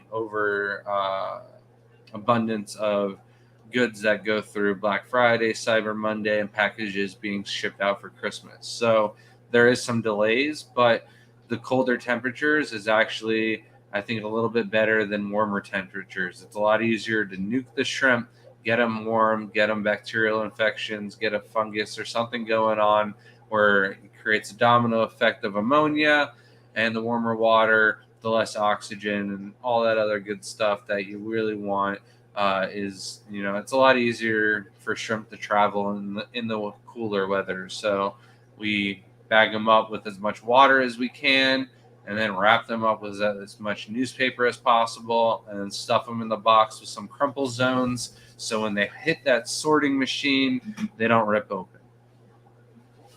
Sorry. Boots and Cat said cold Tims keep the shrimp fresh. Yeah. It's so funny. I would also say that if you feel uncomfortable with something like that, next time what you could do is anytime you place an order, I mean, that's with any person you place an order with live animals, you could always ask them to mark the box, hold for pickup, and they'll hold at your nearest post office. So you'd have to know which one is your post office, especially if you know that you're also leaving for vacation or anything. We've had people have that happen where their box didn't come in time and they were leaving for vacation. You can go to the post office and tell that person, hey, on this day or this week, can you hold all my mail? And they can hold it for a certain amount of time so that you can feel more comfortable about, not having it sit out when it's cold. You could also, you could go to the post office and just be like, I'm expecting a package. How do I get it to hold? And they'll ask for the tracking number, things like that. And don't rely on the box being held at the post office. Mm-hmm. There is certain post offices or certain post workers who are uninformed and don't know that this is even a service that is being offered. And what they do is they just scan the box and then drop it off and leave it there. There's also, if you're shipping out and you're trying to hold for pickup, do not put the address of the post office, because the post office will go, well, this isn't nobody lives here, and they will ship it back to the actual person that shipped out the shrimp in the first place. And what happens is they go on the slow snail train all the way back, and it takes them quite some time to get their box back. So we ship out with the box actually written on it, hold for pickup. And then what happens with a trained employee of the post office, they will see that and they will put it back on the shelf for the post office to hold it until you show up with your ID to pick it up. And we'll just do in 3 minutes, we'll draw the second winner. So hashtag TGOE to get that second gift card. Mimic Nature said, off topic, are there certain types that fare better in larger tanks? I know bigger is always better, but if you have a few large tanks, what types would you think you would benefit most? Sulawesi. If anything needed the larger tanks, it's Sulawesi.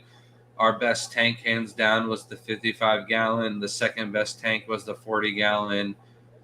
The 10 gallons are okay, but our 20-gallon did way better than any of our 10s ever did. And the 5 was like impossible to try and get on the breed. And our 10s are a hit or a miss on some of the colonies. So it took me like 2 attempts to get the Black Galaxies seated in the exact same parameters in the tank next to them. I don't know if they died off and the rabbit snails just ate them before I saw any of the dead bodies, but I definitely didn't see anybody for quite some time, and then added in another 20 shrimp, and now we've got babies and shrimp climbing around on a second food pile. So, yeah. Steven just saying some funny comments. Back to me. Yeah, no. Oinky said, I admit it. I simply love hanging out with you. Individually and collectively, you are both wonderful conversationalists and two of the coolest people I've ever met. That was a mouthful of amazing words. Thank you so much. You're wonderful yourself. I haven't had much time to hang out with you, so I'm assuming it's mostly just the time you spent with Shelby. But you're great. Most people are around you, whether you realize people are there or not. Most of my engagement with Oinky is actually us with Crypt Keeper and Scuba Steve at the table, watching Ed's face just light up and glow the whole time he was with you. So that was the highlight of our Keystone Class trip. Yeah, that's wonderful. Was at dinner and seeing Ed. He was lighting up like Rudolph. Yeah, Lugo said the crinium definitely grew quite a bit. Oh, I love the crinium. I'm gonna wonderful plant. we've been taking care of one of my friend's grandma's aquarium. We took out all of the colored gravel and fake. Aquarium decor. Yeah, I was gonna say pirate ship or whatever was in there, and we, pimped it out with a bunch of plants and live decor, not live decor, but all natural decor. And then we've gone through and planted a bunch of plants, but I want to put a ton of crinium in the aquarium so that way they just grow up and be massive. And then we sell those at the shows, and I just replace the crinium all the time in her tank. Yep. Shrimp and A Easy said, "What kind of angelfish do you guys have?" I got some blue marbles and blue smokies. Those are cool. We just have solid black angelfish, nothing too fancy. Yeah. And then we have some veil tails, and then just some normal run of the mill black marbles, double black marble, or yeah, they're not marbles. I always get this wrong. They're like double black. They're marbles. They're not the koi. They're black on black though. Yeah, but yeah, it's still, they have the pattern on there.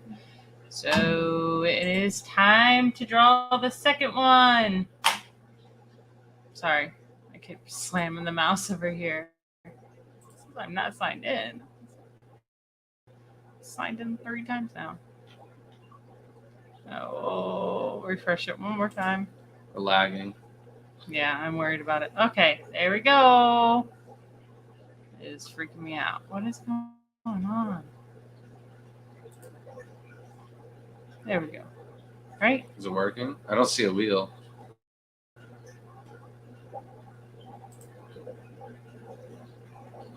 Sorry, we're having some technical difficulties. Please stand by. We want to give away this gift card, I promise. All right, here we go. Here we go. We got this. Spin.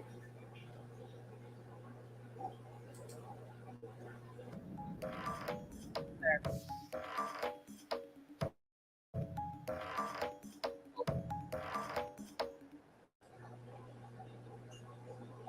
Man, Do you have to stop spin? No, it's just lagging. Is it an infinite wheel? Dane at Duckweed Elbows. Dane, congratulations! You still here? Make sure you message in the chat. I saw you earlier. Is this our Dane? Yes. When did he put at Duckweed Elbows? Like a year ago now. Oh, goodness gracious. Oh, man. Can you write that down for me? I'll check back in there in a minute, and we'll get back to the live stream. There we go. All right, so hashtag TGOE, the final gift that we'll give away in 18 minutes at the end of the stream is a TGOE t-shirt. These things are running low, and then they'll be gone for good. So, maybe we'll bring them back like in the future for like a throwback or something like that. But we are trying our best to get a new logo. We're trying to work with friends, and it doesn't always happen to be the quickest method, but hopefully we like the end result. So far, we're just waiting on one final little adjustment to be made. It's not little, but it's important. And once that's done, we'll be coming out with new logos, new stickers, new t-shirts, new hats, new underwear, new socks. What is wrong with you? All right, you can answer this when I go buy myself new underwear, Shelby? Take care of something. I literally can only say your name as Dur. Okay, so that's what you're gonna be. Dur said, "What do you think is the next big thing in shrimp breeding in the coming years?" I think I've pretty much said like the orange eyes. I think there's going to be some really crazy patterns and phenotypes out of the orange eyes in the next few years. Besides that, it's pretty much impossible to predict. There isn't really something that I can go, well, I know I can make this pattern in this color if I just work on this a little bit more. The greens might be a big hit if you can really get those going to be, breeding 70% true or even 50% true, and get them to the point where I could get them out to other breeders and really get the line out. Maybe even get them overseas somehow. But maybe some pink shrimp or something like that aren't actually dead shrimp would be cool. But without knowing future mutations, I think the only real thing that we're going to see that's going to be guaranteed is going to be some new orange-eyed varieties. Somebody posted an orange-eyed pinto, so like orange-eyed boas and stuff like that. It's going to be a thing. It's just a matter of time. Will it be in the next 2 or 3 years? It's possible, but maybe not. I have a different answer to this question. Oh, you do? Let's hear it. I think that the next big thing in shrimp breeding might actually be more contests. It seems to be this year was the first year I've seen multiple contests, people just throwing them up at different events. So it's really cool to see like an international, like so many people. So maybe next year the international show will be even bigger than it was. But contests were already a big thing. No, so not like this. I've seen a lot at shows that had never existed, first time ever shows. So it's really cool to see these people setting it up, and each person has their different take on how it should look and how to put it up. And some of them have looked really cool. I've seen 2 shows in the last 2 months, and it's their first time ever show. So it's pretty cool to see. It's definitely growing the hobby, and it's nice to see that. I'd be interested to know if like the SIPS number of entries has grown or something like that, because that's the largest contest out there. But who cares how big one contest is? To me, it's more of the little ones everywhere. It's just like when you get your cichlid show, your live bear show, and all these clubs that people go to annually. It's nice to have that, and it's just there are some big things to come next year, and hopefully we are ones to start it. So Johnny said we can keep a lot of Caridina alive, but they don't breed well in our water. Silhouette say love our water though. So it's Caridina are hardy, but thriving and surviving are 2 different things. To me, if they're not breeding, they're not thriving. So, but the Silhouette like the harder water, so it makes sense. Johnny said, received my 12 black tabbies on Saturday. They all arrived 100% no DOAs. I have them with my 2 red mixed pintos, distilled water at 130 TDS. I might want to bump that TDS up to like 150 though. He said, Grant, do you prefer TDS of 150 to 200 max? Should I do a water change before my 195 TDS? What do you prefer?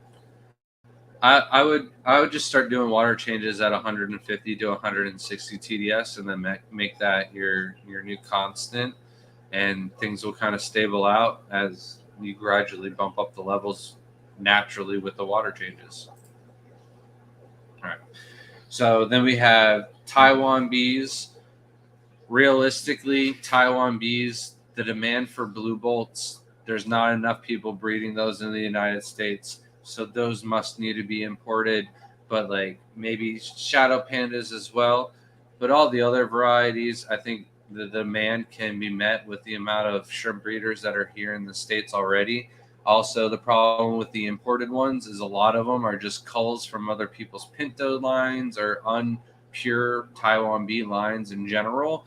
And so we'll end up getting Black King Kongs as juveniles, and then as they age, they'll have the back line going down from the head to tail, and that is no longer a pure Taiwan bee, and it could potentially ruin an entire colony if you already started out with pure Taiwan bees. That happened to us, so I'm very cautious about what shrimp we add into a new colony, and generally we'll have a shrimp, we'll buy it and keep it, breed it out for a generation or 2, so we can make sure that it's pure and not having any impurities showing any signs that there's a different kind of mutation or gene involved that we don't want. So Taiwan bees, the blue bolts, if you bred those, it's almost, impossible for you to, fill up a tank and not have somebody want your shrimp out of there. So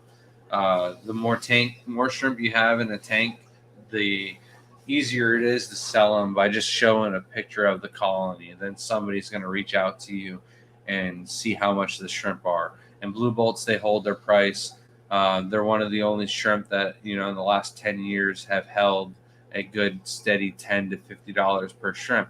And that price depends on the quality of the blue bolt. So an extreme blue bolt still sells for $30 to $50. And then you have German pintos. The demand isn't really that high.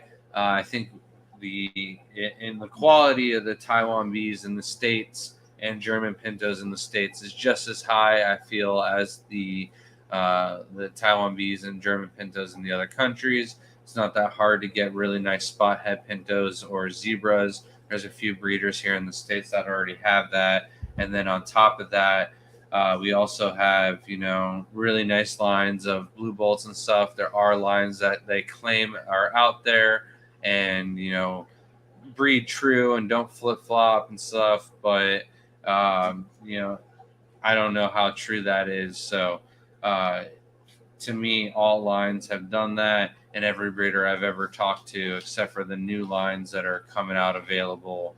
And I don't even think they're available in the States. I think they're more advertised overseas, or they're just bragging about them doing it. They don't actually do that when people breed them out. Anything else? You'd finish your list. All right, so Galaxy Pintos and Fancy Tigers, there's just not enough people breeding these who are trying to line them out for different traits and different directions and stuff like that.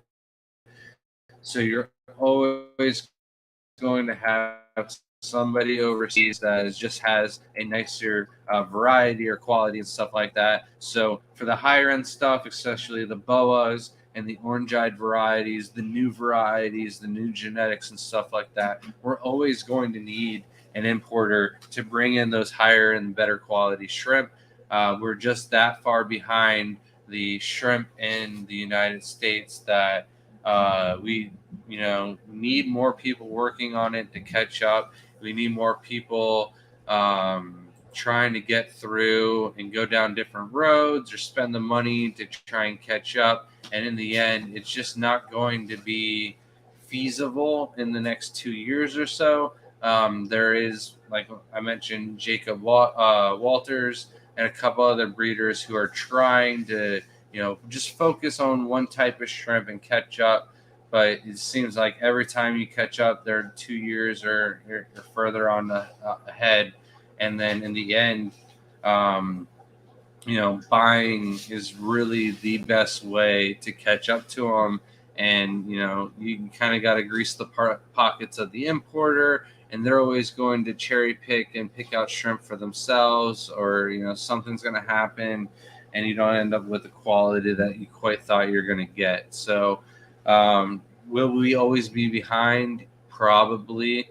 But just like other things, like snakes in the United States, we are the leaders of reptile breeding for different varieties of morphs of snakes compared to other countries. But that's because we have those snakes. They're readily available. They're here in the United States. This is where the hobby grew. The hobby has just begun and started in the United States compared to where it has been in these other countries who are ahead of the game. So we really do need the importers for those, for the other wild types, because we don't have them available here in the States. They have to be caught from their locale, and that's just not here. So we need the importers for those reasons.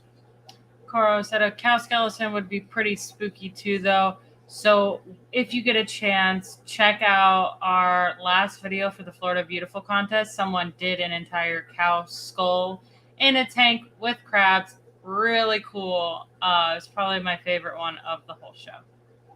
Johnny said, which tiger shrimps could go in tap water? So just about all of the tiger shrimp can go in tap water. You want to make sure that you get, not fancy tigers, because fancy tigers are not actual tiger shrimp. So that's why I say just about all, because a lot of people will loop in fancy tigers in that too, and that's just not the case. You have to have pure genetic wild type tigers, auroras, tangerines, orange-eye blue tigers, super tigers, red tigers, normal tigers.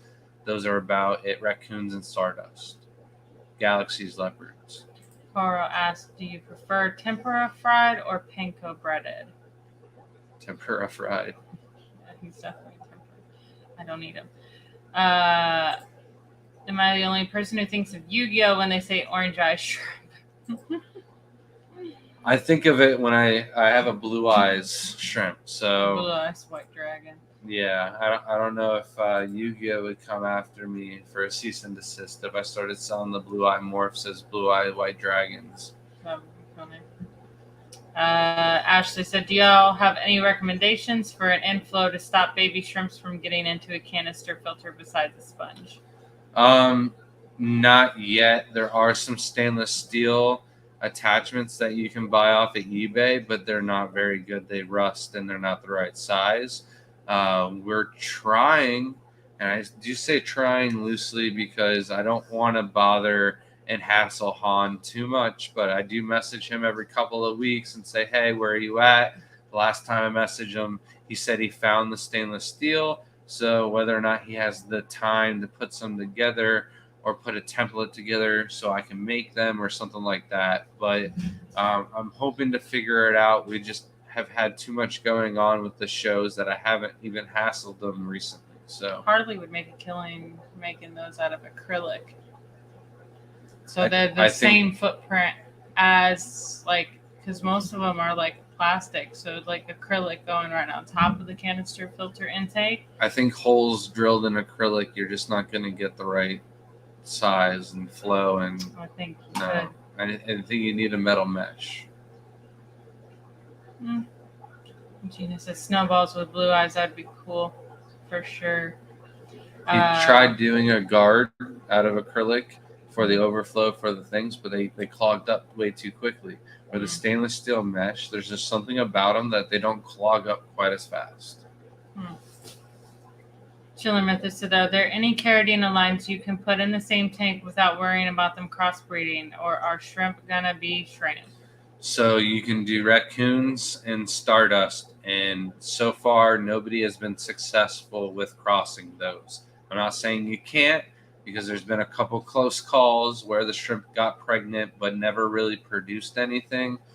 There are a few people out there with like some extra sparkly or stripy or yellow stardust. But like if I showed you a colony shot of my stardust, there's a couple that already look like that. So it's nothing like out of the norm, and nothing had been proven and solid. So that one's like just throw them in your tank, and if you get something new that's crazy, that's awesome. You're one of the first. Easy Bay Rider said, I got pure white line recently. I'm worried they might not be true pure white line. Is there any way to tell if they are true, or what else could they possibly be? I'm worried they might be like a high-grade red steel. So here's my thing, and I've had this debate. I've already said this out in a couple other posts about the pure white lines. They should be.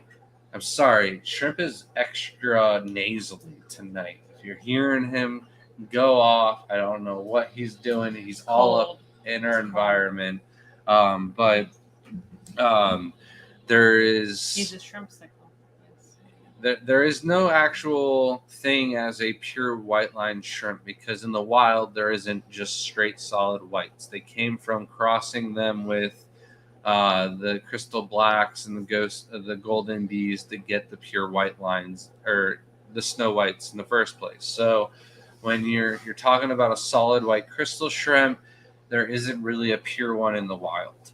And when you have the pure red lines, there was breeders that were breeding them for less and less red. And then to their surprise, they eventually got shrimp with no red, and they were solid white. Like I'm talking Shelby shirt, solid white. and no pinkish, orange, or I have reddish those. slide color to them at all. But like I will argue that Shelby's are not pure or true either. I don't think there I think they are. actually is. Jamie's like one of the first people to have those in But the hobbies. I just don't think that there's any legit pure white lines that came from this strain of pure red lines that I'm talking about. That's what I consider to be pure, legit But they could white have line. been pure You red line. you can turn on the light and go look at Jamie's, and you'll see some of them are actually a little pinkish. You can ask her for colony shots. There's some that are pinkish in color, and to me, pure white lines should never ever have any pink color to them, whether they're low grade, high grade, whatsoever. So, for that reason, I would say if they're pinkish or look like they're red steel or anything like that, I would not consider them to be pure white line. They could be pure crystals and not hybridized, so they're not red steels, and they be golden bees. There is no way to tell between a red bolt, a golden bee, and a red steel. They can all look exactly the same until you break them down genetically. Now you can take your pure white line and cross them with Taiwan bees, and you should get all Michelin shrimp. They should all look like crystal shrimp. If you get any that are looking like other Taiwan bees that have the double pigment, or any of them that look like Thai bees, then they were red steels. They were not pure crystal shrimp. So, what's the difference between tangerine tigers, and super tigers care-wise?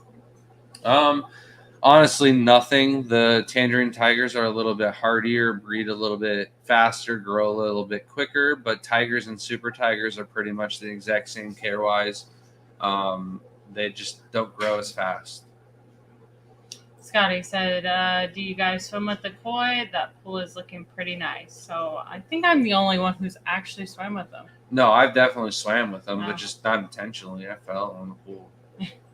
No, I've gotten in a couple times. One of my first Instagram videos is actually me swimming and having the turtle come up to me.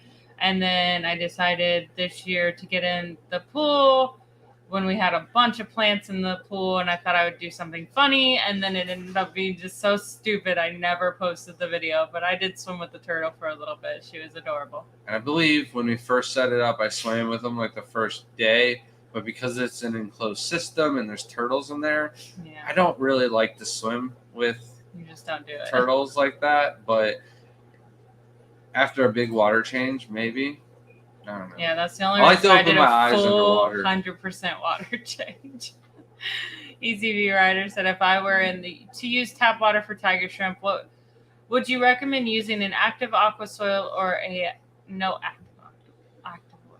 If you're using tap water, I don't really recommend active soil unless you're doing plants. Is the only reason why I would recommend having the aqua soil. Cora said you could use a nylon mesh or something instead of stainless, like what you use for BBS filters. You can buy that screen printing stuff on a roll. So here's the thing. The size mesh that Han uses is the perfect diameter. Like, he tried several different sizes of stainless steel mesh, and it's very hard to get the size right, that the shrimp's legs aren't going to get stuck and ripped off, that it's not going to get clogged up and need constant maintenance of getting it cleaned and whatnot, and then algae growth and other stuff like that. The size mesh that Han used was incredible. Like, I couldn't believe the quality of it. It never rusts. It's just ask Shelby. They're so much nicer than using nylon. The nylon clogs so fast. They're so easy to clean. I don't know why. Oinky said, with your family's obvious affection for ice cream, do you have a seasonal favorite for this specific time of the year? So honestly, the time of the year doesn't really affect me, but I do go through phases where I like really fruity or really sour different flavors, and right now I'm definitely like in one of those moods. I just want sweet and fruity stuff, so I'm tending to lean more towards like lemon and raspberry flavors. But like ice cream, my go-to's usually are like chocolate and peanut butter, and if I have to, I'll do cookies and cream or something like that. But mostly mango is like my go-to, like for sure. Most of the time, this time of the year, I do tend to eat more peppermint. I don't know. It is a seasonal thing for me. I do like it once in a blue moon, but especially around this time, they do put a white chocolate peppermint out, but they don't have it at the like actual ice cream stores. They usually have it at like Winn-Dixie and stuff. Like Bluebell comes out with it sometimes. Specifically the white chocolate peppermint, because like vanilla with peppermint, it doesn't do the same. It's not as good, but. And I think there's another peppermint at Papa Clyde's that I'll get once in a while, but it tastes very good with banana splits, and I like banana splits. Our ice cream parlors, they have like seasonal flavors and the free samples. So like I'll try the eggnog and the pumpkin when it first comes out, and I'll like act like I'm gonna get it, and then I'll just get what I always get. Yeah, he's but then we have a new ice cream place that just came out. It's called Tippecanoe. And like they might have the best ice cream I've ever had, but like right now, because my flavors want the lemon, but like in another month or two, I could go back and have some peanut butter fudge from Papa Clyde's and be like, this is hands down still the best ice cream ever created. The texture and everything like that, it's just hard to beat. Big C says, Grant, what's the difference between raccoon shrimp, super tigers, and Babalti? I really like super tigers. Would they just be as hardy as tangerine tigers? All right, so raccoons, they are super, super hardy. They can take a large variety of parameters. They breed quite fast, just like tangerines. They're a little aggressive when it comes to food. They can be, a little bit greedy, and the big shrimp might take off with the food source. Very similar to Stardust, where the super tigers at one point I thought were breeding hands down just as fast as our tangerine tigers. But I didn't take into consideration that tangerine tigers had like half the amount of breeding shrimp in it. And eventually the super tigers kind of stalled out where the tangerines never did. So super tigers are definitely doable. They're not that hard to take care of and get going. Just be careful because there's a lot of people who have super tigers, but really they crossed shrimp with other shrimp or try to get orange eyes super tigers, and now they have orange eye in the mix. So there's definitely like a clear difference between a pure super tiger and a super tiger that has orange eye blue tiger genetics in it. It can be kind of hard to tell, but like generally speaking, if somebody's calling and he says, "Oh yeah, I've had some orange eyes," or there's a chance of orange eye in it, then they had orange eye blue tigers and are no longer pure. But Balti though is a whole different type of shrimp. They're not easy whatsoever. We've tried them 4 or 5 times, greens and the zebras, and they never really done well for us. We still have some greens going in the tank. There's berries, there's babies, but like I started with 10, I might have 15 after 2 or 3 years of keeping them. They just don't breed very well or grow very fast. And then Passing Wind said that some of the blue dreams I've got from y'all are breeding so dark they look black. Usually when they get a little older, sometimes they can get really dark. Diane even said, mature girls, I put them on white sand before taking them out, and then are really black. And some of them will blend into the substrate really well. Let's do the giveaway because we are over the time we said we were going to do the giveaway, and then we'll try and catch up and chat. And we didn't wrap say things the up. second giveaway. Oh, hold on, No, I said it's the T-shirt. No, I know. We just didn't say when we were doing it. Oh, sorry. Hashtag TGOE for your shot at getting a T-shirt, which are now available for those in Australia, maybe. Yes, it's a big maybe. Not available for sale, but like win one.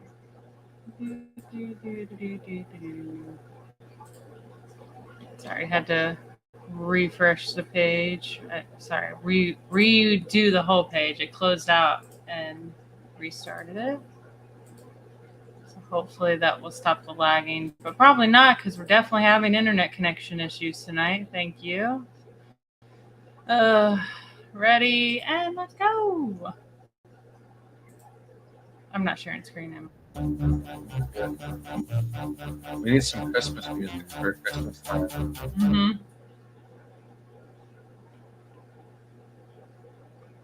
It's our internet connection for sure. I don't think it's anything other than our internet connection tonight. I'm so sorry. Round and round it goes. It's time to get Starlink. It's bad. Sometime today. Nancy B. in Tennessee. Oh. Nancy B, congratulations. Hopefully you're still here. I think you were commenting not too long ago, so we'll give you a little bit. In the meantime, let's catch up and chat.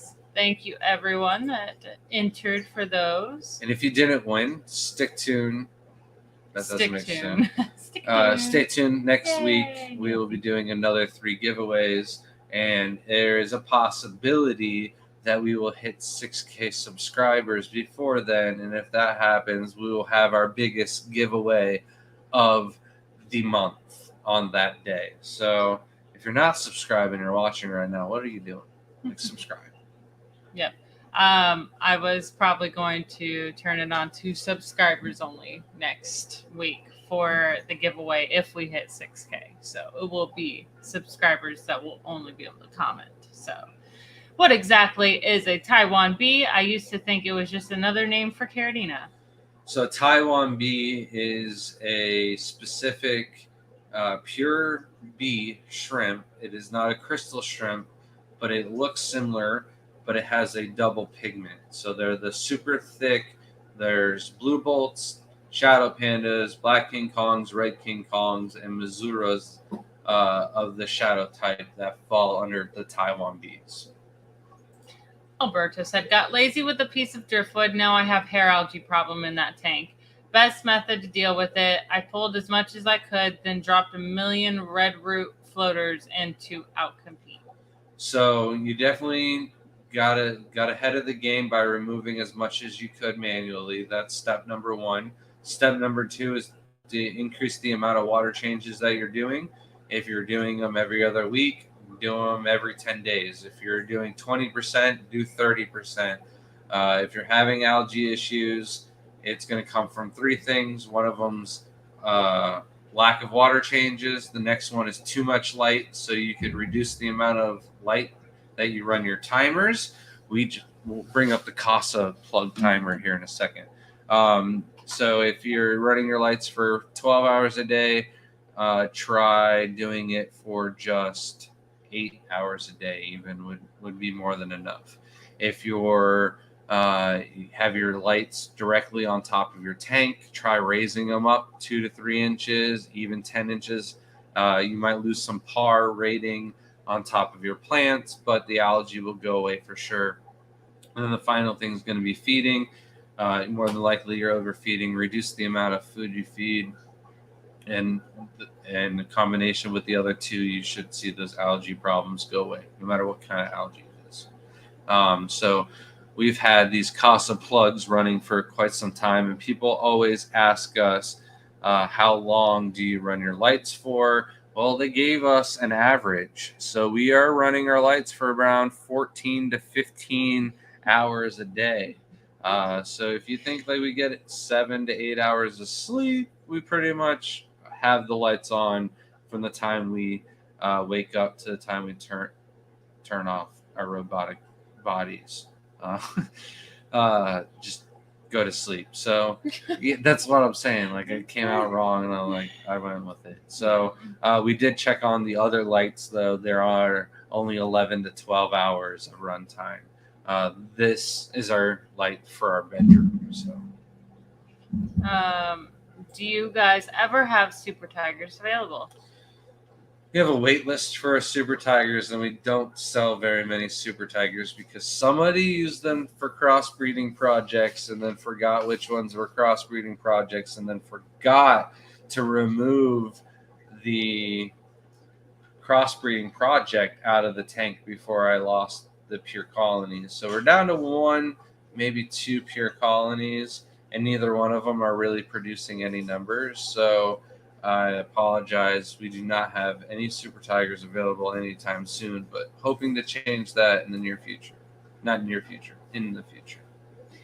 It's time to end it. Thank you guys. 2 hours and 15 minutes is way too long to listen to me. So we're going to sign off now. Thank you, and congratulations to everyone that wins. Hopefully you'll join us next week for our other giveaways. Thank you guys so much. Bye.